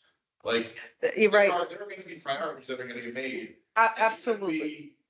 But I don't mean to cut you off, but as you know, people come before us, we put it on the warrant, and then because we can't make any decisions as far as a penny without going to town meeting. And we do, and that's what I said at the beginning of it. We have a lot of huge expenses coming down the pipe. We have 2 roofs for 2 schools. We have a DPW building. And, you know, it's only 30 right now for the schools, but we all know what the bigger number is. The bigger number down the road is, was it 60 or 90? I forget which million. And I think that, You know, but this is something that we just need to, we're investigating it. If honestly, if the townspeople at town meeting don't want to spend any idea to even see whether the building is viable, it dies. Does the plan change? Are we not No. looking? No, we're still doing that. We're still, like Michael said, we're hold still on. looking at other options. Hold on. This is just additional options. Nothing is written in stone. Steve. Yeah, no, I got you. Okay, Brett? Steve, just, I want to make very clear what is going on, right? We tried 2 different times with 2 different RFPs over the past 3 or 4 years to engage a developer to partner on redeveloping this property. There was no interest and there were no responses. So we tried that strategy and it didn't work. And as a board, we decided, you know what? If the same strategy isn't working 2 different times and we're getting various feedback, we're going to pivot the strategy. So that was when we started focusing on this public-private partnership utilization and solution. So it's not that we're not focused on all of the options, it's that we've been focused on the option. We had a preferred option. That preferred option did not materialize. And so now we're going with this option, which is different than what we had originally envisioned, but is a use for that facility that fits in and harmonizes with the ultimate downtown vision. So it's the reaction to an operating reality where we couldn't get interest from developers to redevelop the parcel privately. So I just wanted to share that.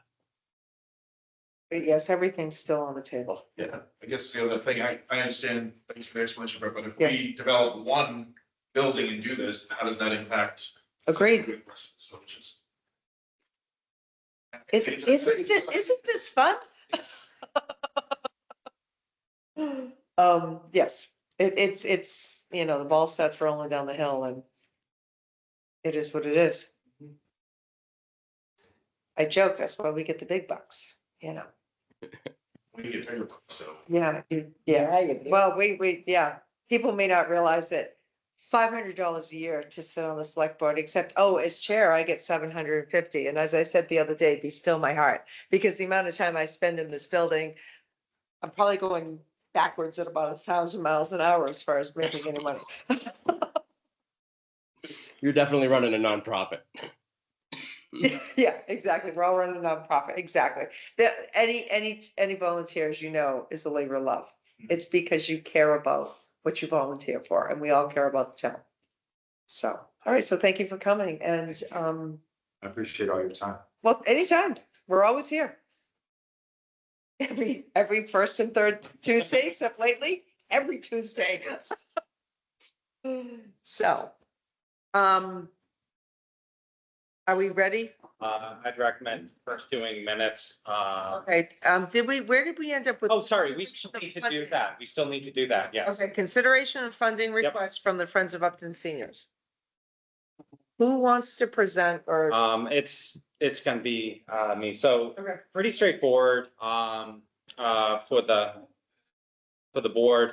The Friends of Upton Seniors, also known as FUSE, are making a request for through the select board for trust funds to support getting their Friends group up and running. So for example, they need a post office box. They want to do a mailing to the community about the group, get sort of general information, because their whole mission is to support seniors.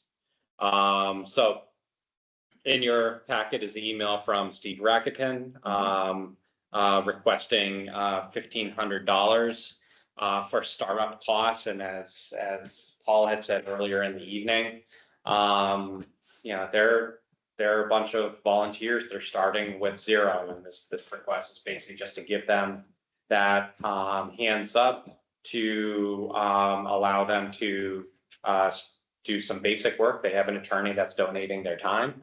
And again, this work is to support seniors. So. Brett, do you have any questions? Maureen? No. Do I hear a motion? I move that the select board vote to approve the request submitted by the Friends of Upton Seniors for $1,500 from the William Knowlton Trust or Esteem Trust Fund to fund startup costs associated with the creation of the Friends of the Upton Seniors. I second the motion. Roll call vote. Maureen Dwinell, aye. Brett Simus, aye. Laura have I, unanimous. On behalf of Mr. Racketon, I thank you. Always welcome. Would you like to review the minutes? Okay. I made a few, thank you. I did get a chance to review the minutes. I made a few, minor clarifications. I don't know if everyone saw them. Does anybody have any other comments about the minutes? Mistaken this, you missed it, right? Yeah. Oh, you're all set. Okay, thank you. I move that the board vote to approve the regular minutes of February 4th and February 11th and executive session and executive minutes of February 4th, 2025 as amended. I second the motion. Roll call vote. Maureen Dwinell, aye. Brett Simus, aye. Laura have I, unanimous. Okay. We only have one thing left. Started out town council. Okay, I will announce that I am a direct abutter. As a matter of fact, if the sewer were to go the overland route, it would be going through my land. Therefore, ethics has said, I am not to discuss a word. I am recusing myself. I will turn the chair over to Maureen since she's here. And I'll just go sit next to Michael to formally recuse myself. So we have Dennis. We have Dennis online. We have Michael here, myself. Town council is currently in our office downstairs, finishing up a call. He's attending a meeting virtually, and he'll join us. Was hoping that they would line up so we could start when we started this conversation. But I'll at least get things started. In the board's packet, you have a copy of the most recent sort of town version of the development agreement. Just to sort of back up, Governor's Landing, which has been basically in front of the town like for the last 18 years. As they were coming forward and getting closer to approval process, when Derek was here, as well as Paul Delaquila, they started doing the groundwork for applying for Mass Works for extending water and sewer up 140 to serve. Paul had actually submitted the first application to Mass Works, which then we were successful in receiving $175,000 under that program to do engineering. We then followed that up with Michael coming on board and submitted an application for construction funds, and then we're awarded roughly $3.6 million for this.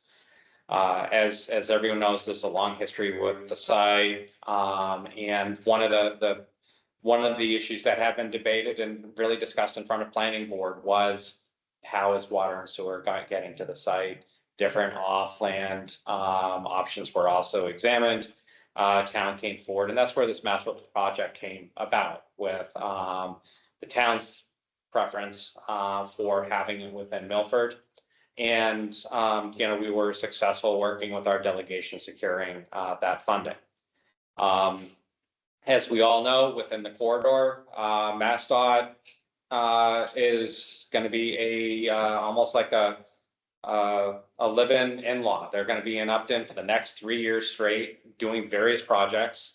Everything from the TIP project right outside Town Hall to resurfacing within the corridor to a culvert plan. And over the summer, the board, Dennis Westgate and myself, had discussed with the board, the potential that we were looking at a delta because of some of the work that the state was doing, as well as just escalations and cost estimates as we've gotten further along.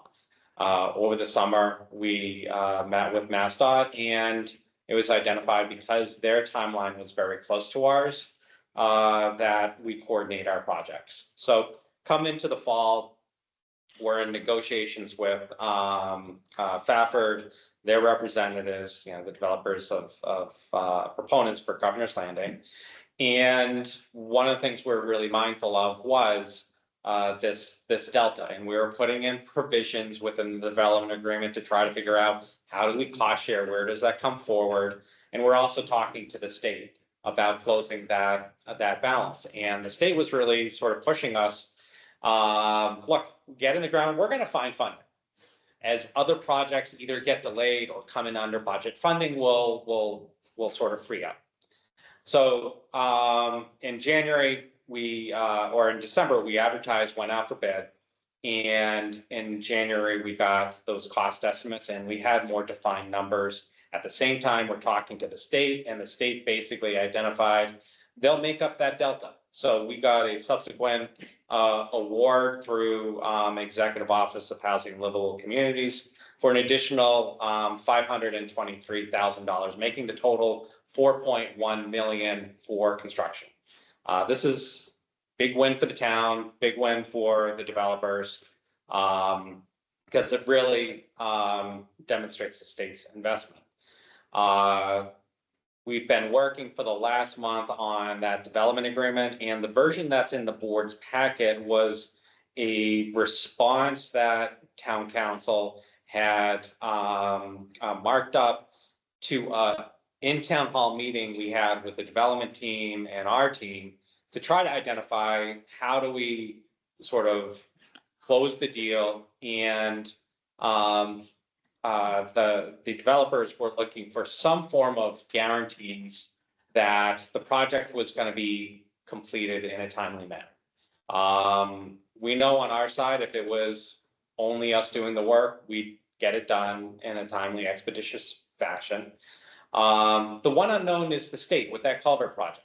And where we're sort of, right now, we're sort of hung up is on language that the Governor's Landing folks are looking for. If there is a delay that brings us to spring of 2026, and if we haven't provided the sewer capacity, meaning someone could actually flush a toilet and get into our system, that they should get their money back.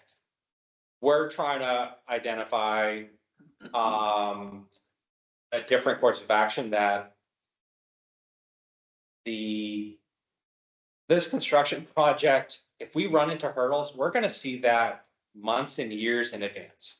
If there's an issue with the state, there's going to be advance notice that we know they're off schedule and we can plan for things.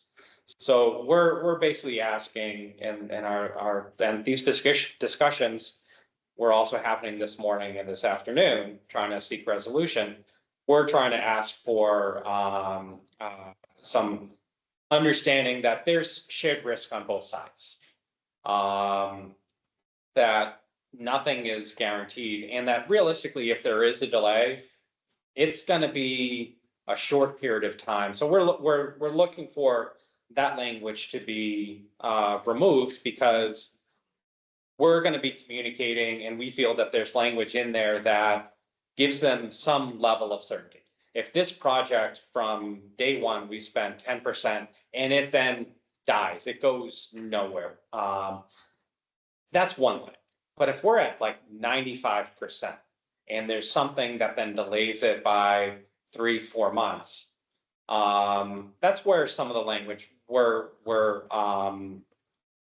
just going back and forth because it's I just got a text from town council saying that he's trying to wrap up and get up here as soon as possible. So that's where we are right now. I'd like to just recognize Dennis to sort of continue on that. And thank you. Through the chair. First, I want to acknowledge the fact that both sides have worked really hard. The Fafford team and the Towns team worked really hard trying to make this deal work. And I think both sides have the same intention of trying to figure out how to have a joint venture and come up with a contract that we feel that they feel comfortable in signing and we feel comfortable recommending to the board. And we're at a stalemate, and there's a handful of items that we're in a disagreement with, and the majority of them are minor in nature and I think can be corrected. There's one sticking point that we're stuck on, and that is the fact that we look at this as this is an investment by a private contractor who's looking to invest in a municipal infrastructure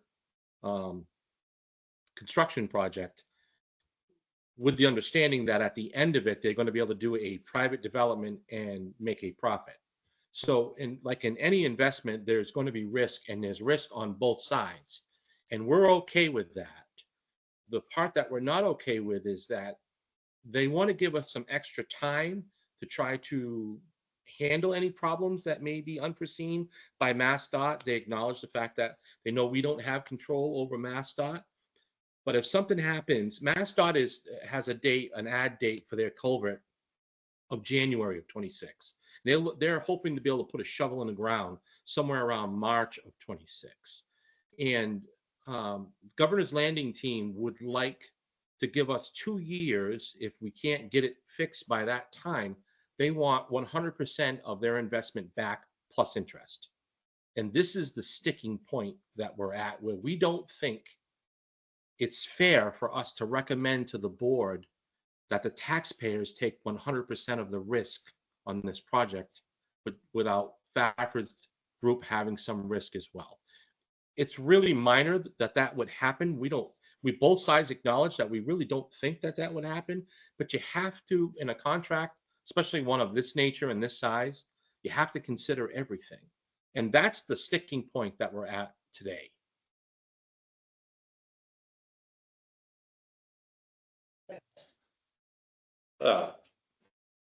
What if we have the 4.1 million, right? Yes. Can the town do it themselves? So that is one of the things, and Dennis might be able to speak a little bit more eloquently as far as the mechanisms that which we bid this out, planning for if we had to break this out. Dennis? Yeah, so we bid it in 2 ways. We bid a base bid, which is putting the infrastructure, water and wastewater, up 140 and putting aside about $100,000 so that when MassDOT does the culvert, they could bid out that connection cheaper than if we did directional drilling on our own, which would be about $250,000. So it saved the town about $150,000. And then as an alternate, we put the pump station. And we bid the whole thing as one, and then we bid them as two, just in case we had to pull something out. We would pull the pump station out and come back at it at a different time. So with the current funding, if we don't have an arrangement with Governor's Landing, we could still award the contract on the base bid, and we could still put water and wastewater up 140 and work with MassDOT to get the culvert crossing done as well. And we would be left with having to rebid the pump station. Yeah. The cons of that, here's the cons of that. As an alternate bid on the low bidder right now, that pump station is around 675,000. And we know, and our engineers confirm, we rebid that project, I'm sorry, just the pump station, separate from the rest of the project, it's not going to come in that cheap. It's going to be more like $800,000 or $900,000. Yep. So that's the bad news. The good news is a lot of things can happen while we're putting that construction together. I mean, we could go after some more grant money and secure that pump station without having to go after any additional appropriation. Stafford could turn around and decide that they want to try to make this work and ultimately assist us with the pump station. I guess my point is that if we don't have an agreement with Governor's Landing, it's unfortunate, but it doesn't stop the project from going forward. And I think on that last point, it's important that what Dennis had said, we're just separating out that second part of the project, and it just gives more time to be able to figure out that solution. You know, that solution may end up being that a developer pays to do it themselves because they can get sewer, provide sewer for their project much cheaper than what we would do if we had to bid that out. You know, so it gives us time to sort of work out those details. So, you know, it's very important to understand the alternatives, because it's not something that it's that failure to sign it that we're giving back 4.1. You know, I think there's valuable infrastructure, and the state wants to see the infrastructure in the ground. We're in constant communication with them. We're going to be giving them an update on exactly where we are. So we're not caught off guard and they're not caught off guard. But in the end, they identified that if we went it alone and we didn't have a developer with us, that was not going to invalidate the grant. I was going to say, if I may. So what is this March 26th date? Is that still in the agreement?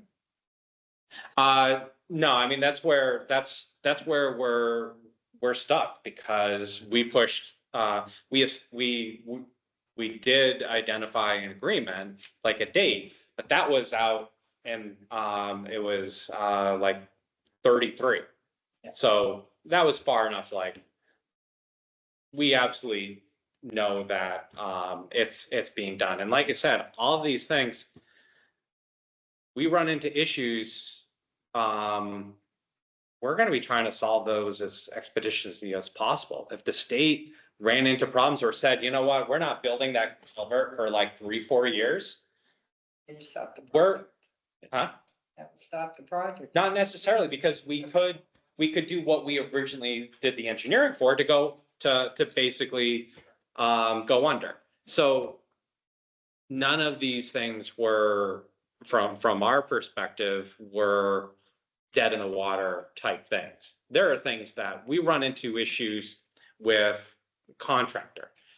We could be in a multi-year dispute in the courts trying to access their bonds and all those things. And that's the thing. This is a construction project. They have to also provide security, and Dennis, correct me if I'm wrong, because they're working in the state's right of way, they also have to provide a bond to the state, right? Correct.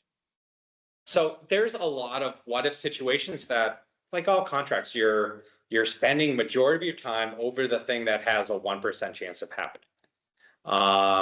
But it's important to focus on that, because that could be what really bites you if it happens. So And in that agreement, the town picks up all the overages and any. So if we have, yes, there is language that says anything that is above we pick up, but also that is something that built into the state grant is them also providing the 10% retainer. So this is really if there are significant overruns that go above and beyond. And at that point,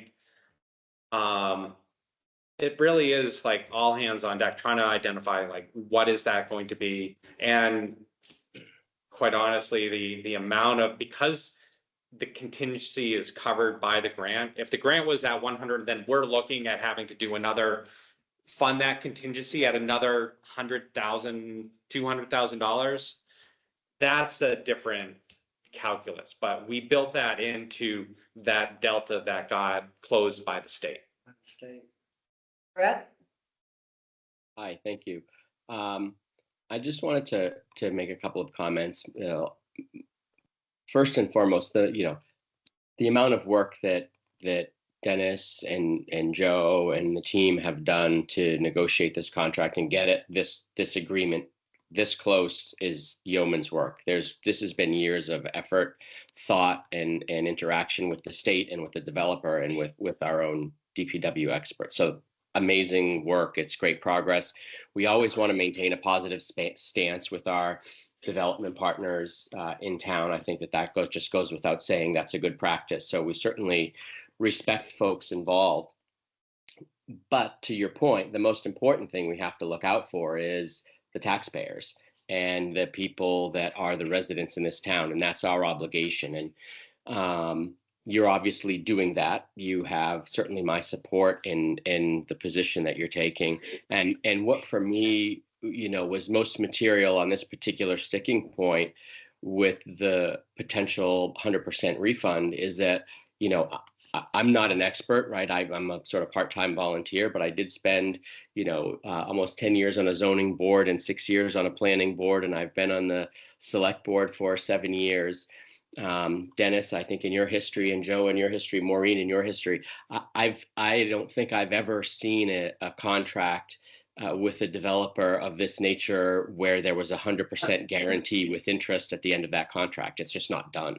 So for that to be the sticking point, I'm just sort of struggling in my brain to understand how we can get to a point where there's not some recognition of that distinction from every other project that's been negotiated on these types of transactions. But with that, we've got to find a way to get it done. We've got to take it. The most important thing is representing the taxpayers, taking advantage. The second most important thing is taking advantage of all of that funding that we're getting from the state, and that we don't do anything to jeopardize that funding. So as long as we can accomplish those two things, if we get goal number 1 done and goal number 2 done, and we don't get goal number 3 done, that's not ideal, but it's okay. We've just got to make sure we take care of the taxpayers and take advantage of the funding that's been granted to us from the state. I agree. Through the chair, you have a question coming from, I'm sorry. No, you just beat me to the punch. We we do have a hand raised for Jeff Rouse, who's the attorney for Thafford and Governor's Landing. Okay. Great, thank you. Jeff, again, Jeff Roloffs representing the developer here. We've been working with town officials for many years on trying to get some housing built at Governor's Landing. And a lot of our focus has been on the sewer, water and sewer connections, right? So we've had years of discussions about a possible cross-country route, but there's a strong preference to do it through Milford Street. When we secured our local permits in mid-23, there was actually conditions imposed in those permits that required us to connect to the Milford Street infrastructure. And at that time, it was anticipated that work was going to start in early 24.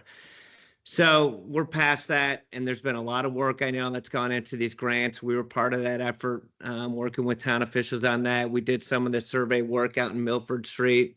My client's always been fine with connecting to Milford Street. It just has to be something that happens on a reasonable time schedule. So as Dennis mentioned, the one uncertainty I think that everyone's uncomfortable with is that there's one component of this infrastructure that your contractor doesn't have responsibility for, right? So everyone's feeling pretty good about your contractor, your bids that came in, and that work likely to get done this year, starting this spring and getting done this year.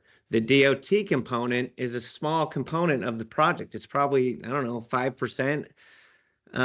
It's just one section, but it's a section that if it's not done, all the infrastructure that your contractor is going to build doesn't work.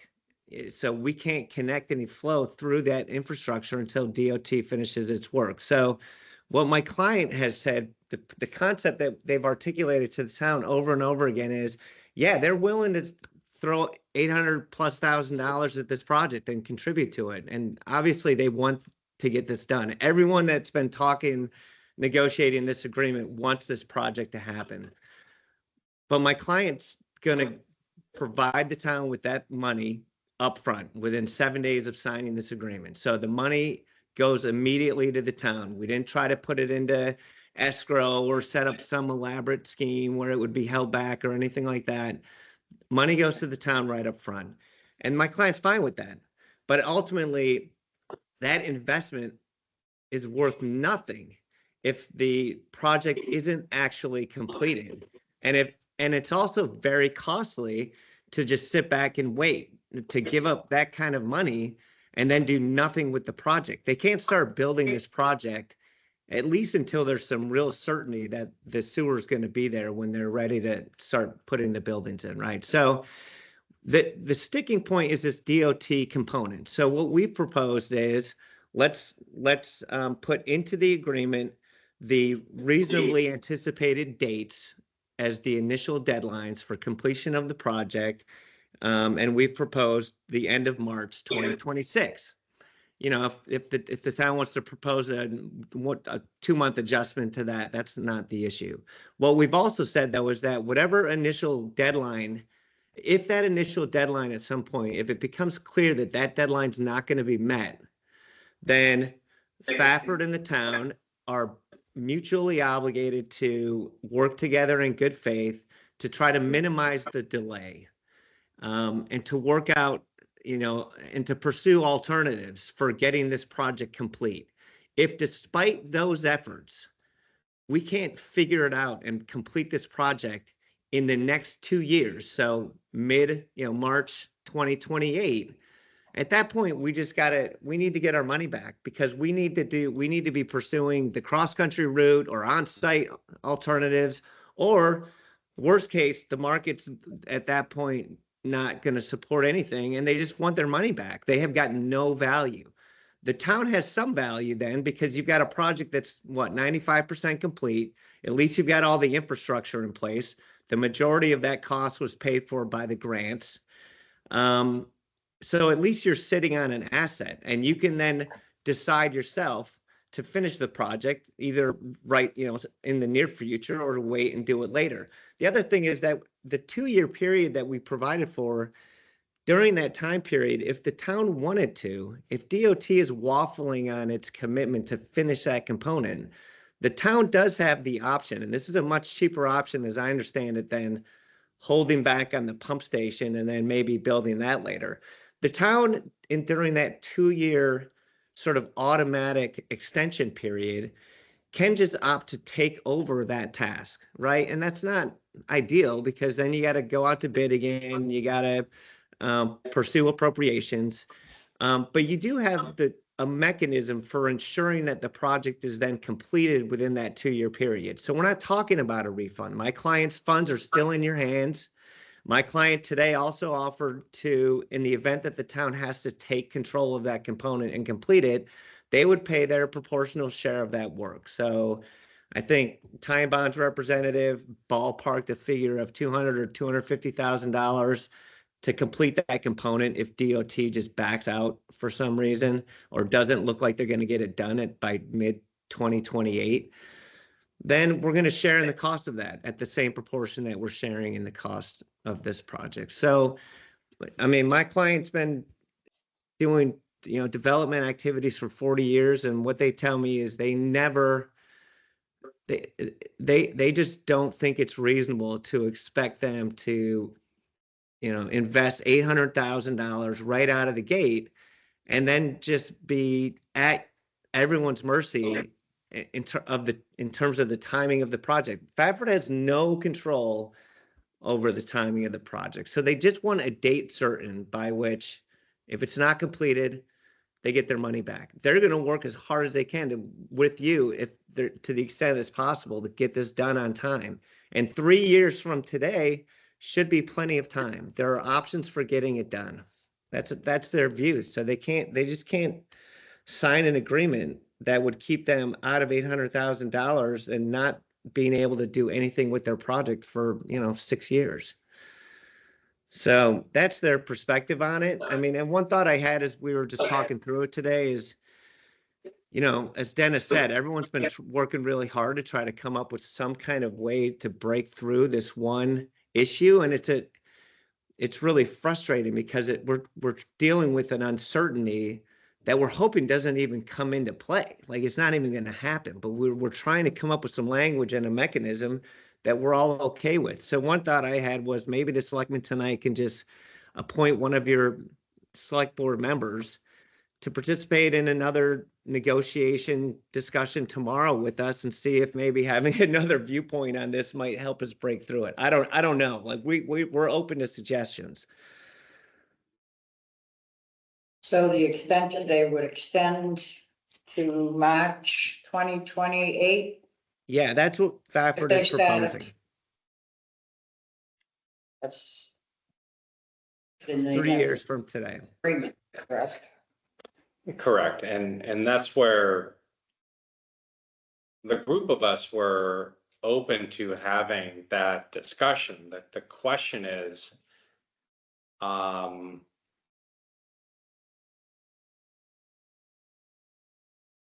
concern is that the language is very black and white, that if we don't make that March 31st, 2028 deadline, they get the money back. What happens if it's delayed by two months? And that's the concern, is if there was language that basically said that we would be working together, if we had to take over that project and go back out to bid, we may have to get additional funds from town meeting. What happens if we don't get it the first time when we have to go back? My concern is, no, I'm not worried about the grant. It's giving back the $800,000 by missing 3 to 4 months, by not having any mechanism to take into consideration where the project is, where we are, having some sort of agreement. There's not flexibility that's built into that. That's no fall type thing. It's only on the delay thing. That's one of the hard things, is that we could all be lockstep, but I'm very worried with the existing language that March 31st happens, then we get a request on April 1st for those return of funds and citing an executed contract. And that then we are weeks, days, or months away from finishing it. That's looking out for the town. That's my concern. And if that language can be loosened up to allow for negotiations for that eventuality, that's different than you shall provide expeditiously a refund of the pledge. Like Brett said, we're responsible to the taxpayers. Mm-hmm. And I mean, see putting in a deadline like that on, you can run into all kinds of things. So it's a project. I mean, that's where there's still other ways to think about things. I had a development agreement where they did the pump station first before we even put the shovel on the ground for the water and sewer. And that was the developer's contribution. That could flip, that we do it all on the road. They're responsible for the pump station. And that's valued at the contribution amount of 803. There are still ways, as long as we want to find a way to yes. It has to meet the timeline. Well, that's where if they're, the way that I hear the conversation where Jeff is saying is the timeline is because they're providing the 802 up front. So I'm just letting town council know, yes, come on up.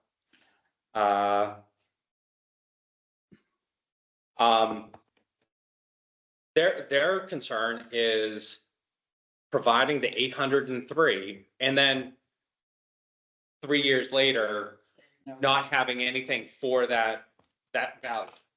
So I still think there are ways to think about the structure so that we can resolve this issue. But this window is getting very, very close to closing. Question ends up being over the next 2 days, we did post for Thursday night for 5. I'd anticipate that we would probably put it on for the next meeting as well. There's going to have to be a lot of discussions in the next 48 hours to try to resolve things. But there is also a path forward if we find we can't execute that development agreement as well.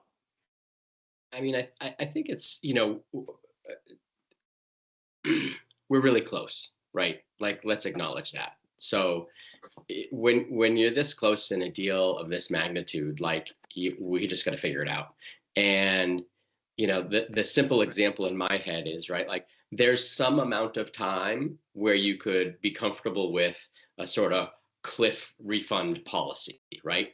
100 years, obviously, okay, 100 years, yeah, we'll give you 100% of your money back with interest, whatever, right? So is that window 10 years? Is that window 5 years? Like, so one question to ask yourself, Dennis and Joe, that I would ask you is, what would that window be where you'd be comfortable with the 100% refund going back?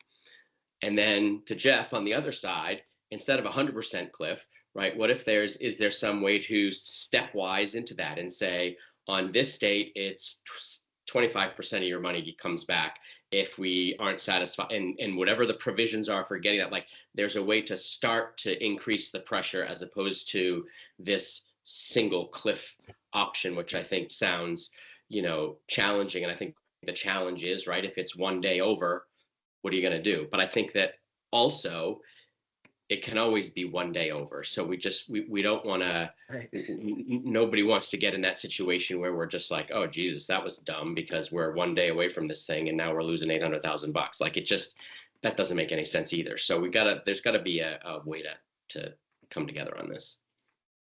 Through the chair. Dennis? So I absolutely agree. There are some logistical difficulties and hurdles with this. There's the project itself is pretty straightforward. It's not that difficult of a project, believe it or not. Most of it is what we call laying stick in the ground, water and sewer lines. The pump station is the most complicated of all of it. We have one crossing to do, and if we do an open cut crossing with the state putting it out to bid for us, it's a very simple procedure. The mechanical nightmare of all of this is the finances, because there's so many different entities involved. And some of them we have control over and some of them we don't. And Jeff's in the same shoes. Some of it he has control over and some of it he doesn't. None of us have control over MassDOT. And they're in, I've seen them move projects around plenty of times in my 30 plus years where they tell us this is their intention. And then some other project goes over, goes under, something happens. They move this project out 2 years. They move this one up a year. I've seen them do it. And the problem I have is, by the time we get to that point where it's time for them to put the shovel in the ground in March of 2026, if the contractor has done his job, we've spent all the money, including their $800,000. I mean, there'd be like $100,000 left. We've already spent all the money for the contractor, for all the work, the pump station, everything's done except for the culvert crossing. And now we breach contract because we can't make the time frame, and we have to. The only resource we have is to go back to town meeting and hope they approve it. So, from my perspective as a public works director, it's difficult for me to look at a private contractor and offer a guarantee when I know that there can't be a guarantee with something like that? Because the town floor could say no. Yeah, that's what I wasn't realizing or appreciating, Dennis, the fact that there's the potential we're in a position where we've spent that money, so we literally don't have it to give back. I thought it was, right, like I was thinking of it like holding a bond on those subdivisions, right? Like you hold the bond to make sure the work's going to get done. If the work doesn't get done, you pull the bond to do the thing, right? That's what I was thinking about. But if we're actively using this $800,000 as part of a budget and we miss a deadline and we don't have the money to return without going to town meeting, like we literally mechanically can't even do that if we wanted to. Right. Jeff, and Dennis, one more thing. What's interesting about the current language, and we do have town council here, so he can correct me if I'm wrong. If we have to pay back the 803,000 pledge, they also give up their right to flow under the development agreement. So we can reallocate that, even if it's back to Governor's Landing and they're handing back over the check. That's why I think there's got to be an opportunity to have a conversation, because if we're that close to being finished that we're handing over money because we are delayed and we're off by a couple months, I can't imagine Fafford and Governor's Landing is going to say, okay, well, we're now abandoning this whole project and give us the 800 and we're walking away, because they will sell that property and someone will literally have water and sewer at their doorstep, and there's value in that. Yes. So through the chair, the town manager brought up something earlier when he was talking about a previous experience, and he mentioned about in his past how the contractor was responsible for the pump station and the town put in the rest of the infrastructure. And Joe, I think that might be something worth discussing with Jeff and his team to see if it resolves anything. You might be spot on. Dennis, I'm sorry, Madam Chair, may I just interject and ask a question? Yes. So Dennis, what you're suggesting is a concept where instead of making a financial payment up front, Fafford would commit to either constructing the pump station at some point during the projects, probably after DOT's completed its work, right? Because that's the uncertainty that's throwing us off. But so instead of the financial contribution, they make a commitment to build the pump station or to pay for it or something along those lines. First, it's the town manager's idea, not mine. Yeah, no, I know. All right, I'm just the only thing I'm brainstorming with you suggesting, here. Jeff, Yep. is that it might be worth talking about. Yeah. The principal thing, Jeff, is that you all can do that pump station a lot cheaper than we can.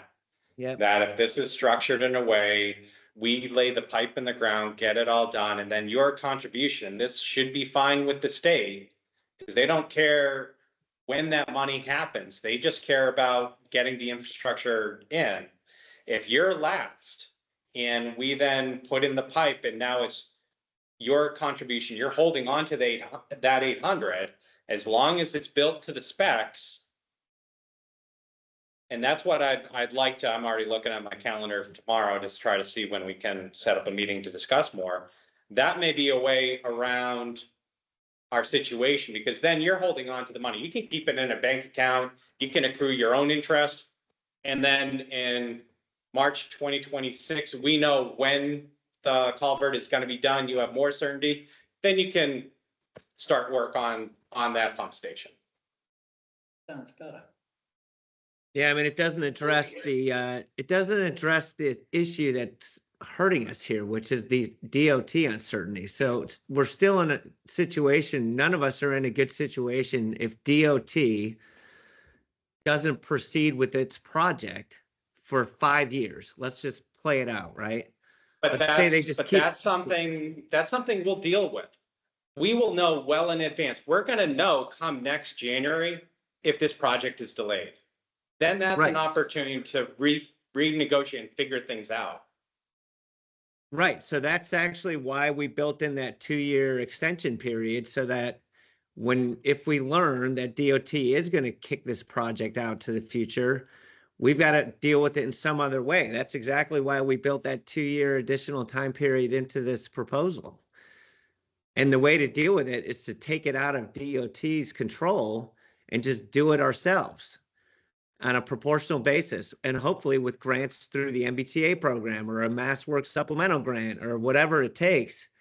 Doesn't have to be a town appropriation. There are other means of getting that money. It's not a huge part of the project. It's like 250,000 on a $4.5 million project. That's why we have that 2-year period. So if DOT is kicking it out, we find another way to just get that work done. Then we don't have to deal with restructuring the whole thing. It's just I don't know. I mean, and again, Fafford's willing to pay its proportional share in the event that that's the only way that we can keep this on track. But there's got to be, within that 2-year period, a way to just get this done. So that's at the least issue. through the chair, I'm a little uncertain whether or not there's openness to think about restructuring the timing. We all want to get the infrastructure in the ground.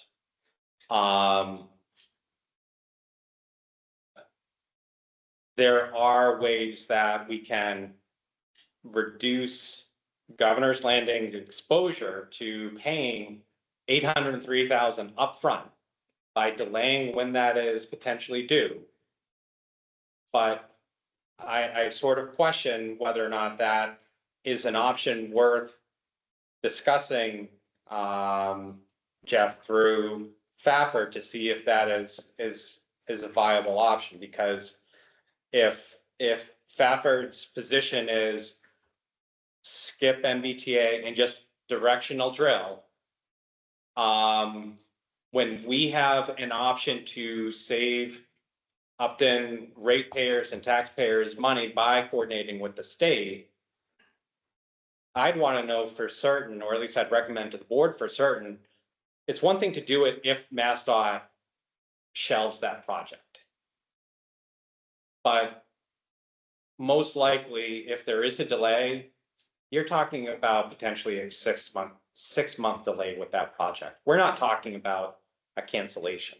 So, it sort of sounds like we're back at the original issues with the development agreement. I think there are options we can work something out. It's hopefully we have time over the next 2 days to do that.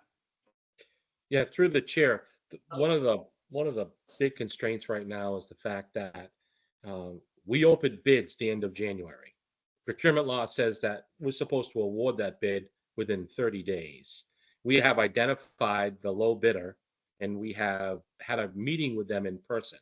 Because that is coming up tomorrow, we have already asked them for a 15-day extension, which we have to do by law, and they have granted us a 15-day extension.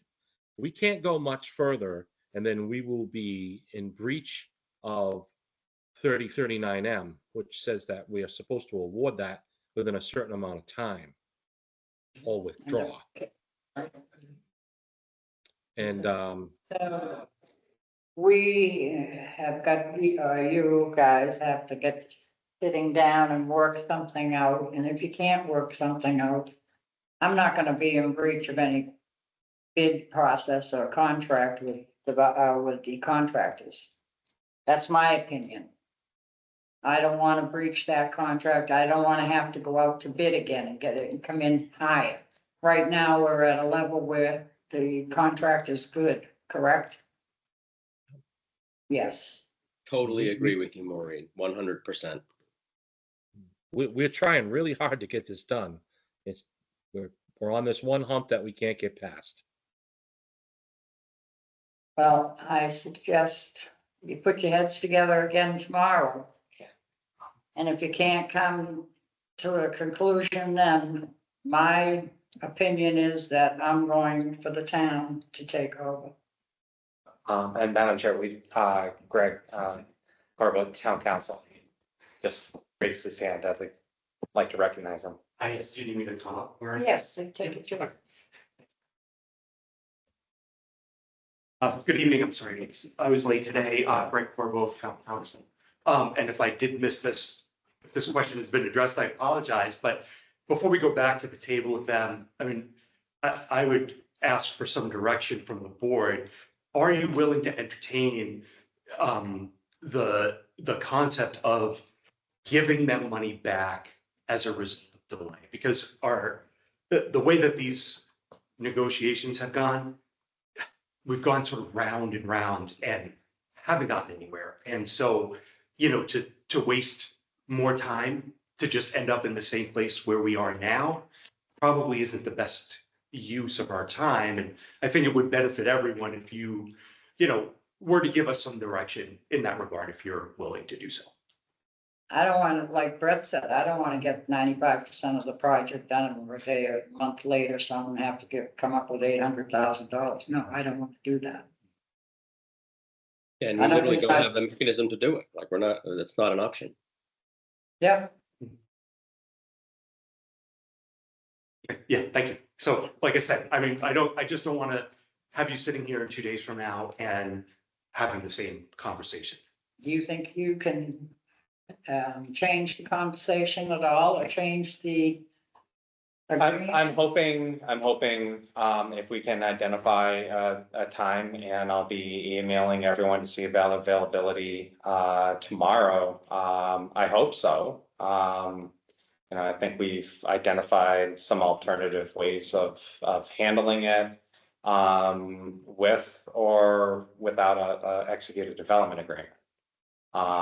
So I'd like to be able to come to an agreement to have the public-private partnership that we started out with almost 3 years ago and bring that across the finish line and have a wonderful example for not only Upton, but also for the developer to point to on how developer, town, and the state work collaboratively to get this done.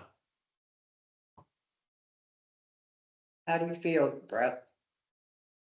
I think I mean, I agree with all of that, and I think that we need to recognize the reality that we know this is a very low likelihood outcome and scenario, right? And so I think, prior to town council joining, I had made the hyperbolic suggestion of what would the date be that we would be comfortable with a full refund? Would it be 100 years? Yeah, okay. If you told me 100 years, probably, right? So let's try to bring that date back to say, is it 5 years? Is it 10 years? If not, or if that is an option, then let's consider that. Or alternatively, is there an option to have some sort of stepwise? Is it the cliff that we're concerned about? Is there some stepwise alternative to say something happens at 75% and then 50% and then 25% or whatever? I mean, this doesn't seem like it should be this hard. No, it does. Through you. I think the question for you is, yes, we all think that the likelihood that this is going to get triggered is low, right? But the question is there is a chance. And so who should have to bear the risk of that delay? And, the Fafard's position is that after 2 years, that risk is 100% on the town. And is that something that you're willing to accept? What we had suggested was that, if there is a delay and they would want to not wait, then they could back out, but their refund would only be equal to the percentage of the project that is left. And so, if they back out with 25% of the project left, then they get back 25% of their pledge. We thought that was a reasonable compromise, but again, their position seems to be that the risk of delay has to be 100% in the town. And I know the dentist is not in favor of that. But that's the question that. I'm not gonna do that to the taxpayers either. Agreed. I mean, it's just not an option. Like we there's no way we could ever get to a place where we miss a date and have to pay back and go to a town meeting and say we owe $800,000 because this thing was 2 weeks over. Like it's just never going to happen. And that would be the scenario that we would be setting ourselves up for, despite the very slim chance that that happens. There is no chance that any select board member that I've ever interacted with in this town or anywhere else, and certainly not myself, and I think I can probably speak for Maureen, is going to show up to that town meeting and make that pitch to the town. And like it's absolute lunacy. Like people would think we had lost our minds. So you have to like look forward to play that scenario out to realize how impossible it is for us to be in that position. It can't happen. No, I agree, Brett. But that's our sticking point. That's It really is the only one. I mean, there was a handful of items. Greg, correct me if I'm wrong. There was a handful of items that we felt that we could work through. They were very minor. This is the one that has us stopped. Yeah.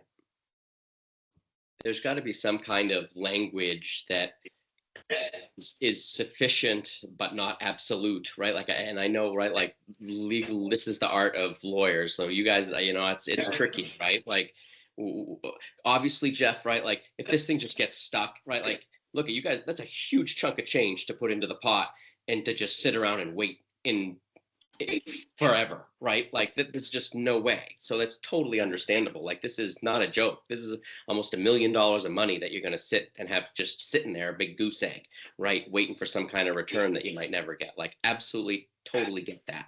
And we have to recognize that. But we also have to recognize sort of the mechanics of what goes on in the town and the town people and the process and the position we'd be putting voters and ourselves and the taxpayers in. And that's I what think I that agree with. the option that the town manager put out, seemed to satisfy the developer's concern, right, that their money is just going to be tied up forever. So, and if I understand it correctly, the developer wouldn't have to pay anything until the pump station was ready to be built. And if they didn't want to wait that long, then they can sell the property to somebody else, and all the while have their money sitting in an interest-bearing account. But yet, at the same time, they can't expect us to hold their flow either, right? They can't have it both ways. And so, but, as Joe said, we can talk about whether or not that there's an option there. But, it didn't sound to me that they were willing to entertain that either.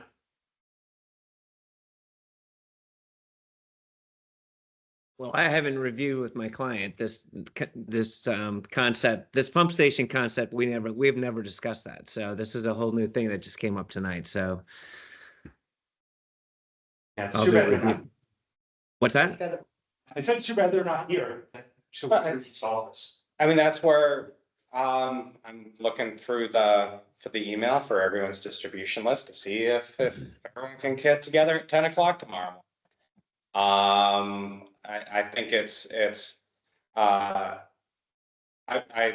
while it's worthy of trying to have a discussion here, I think there's a lot of nuances that would be better around this table. If a board member is able to join, great. If not, we're either going to give you an update on Thursday, or we're going to say we're almost there and let's schedule it for Tuesday night. So Why not get her done tomorrow? that's I want to be able to meet to get it done. Yeah. Well, that's where I might be able to get an update so that it's a 15-minute meeting on Thursday. So we shall wait for a conversation. Are you setting something up? Oh, you gotta have it posted. We are posted for Thursday night. It's virtual at 5 o'clock.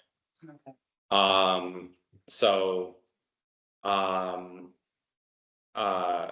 that's where, you know, we would provide everyone with an update in advance. If all of a sudden we found that there's a solution that maybe we need a day or two, we can then just do it as part of the next Tuesday, or we can still meet, give an update, get feedback, and Thursday night. So. You're not around Thursday, are you? But Brett, Not in person, but I'll make you anything. can do virtual. Oh, yeah. I'll make anything work. Okay. We leave it at that, then that we will have a conversation tomorrow. Jeff, are you able to get your people together? I think I should be able to, yes. Okay. Tomorrow, We'll what's get, we'll your get there. We'll get there. recommendation? Let's get this done, folks. And Let's get you, it done. you, You gonna be around? I just said until noon, so if it's gonna get done, it's gonna get done before then.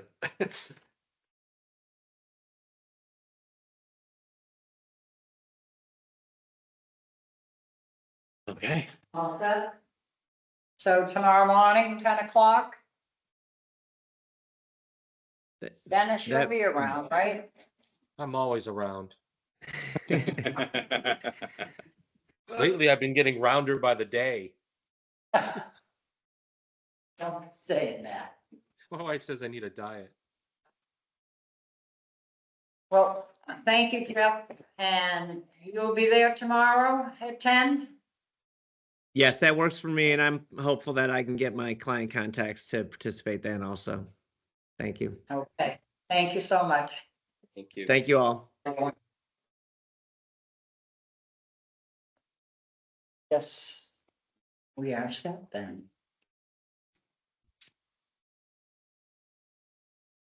So close. It is close. It wouldn't be exciting if it wasn't so close. I mean, never heard of a town being held hostage, but that's delays or something. They always work their hardest to get projects done.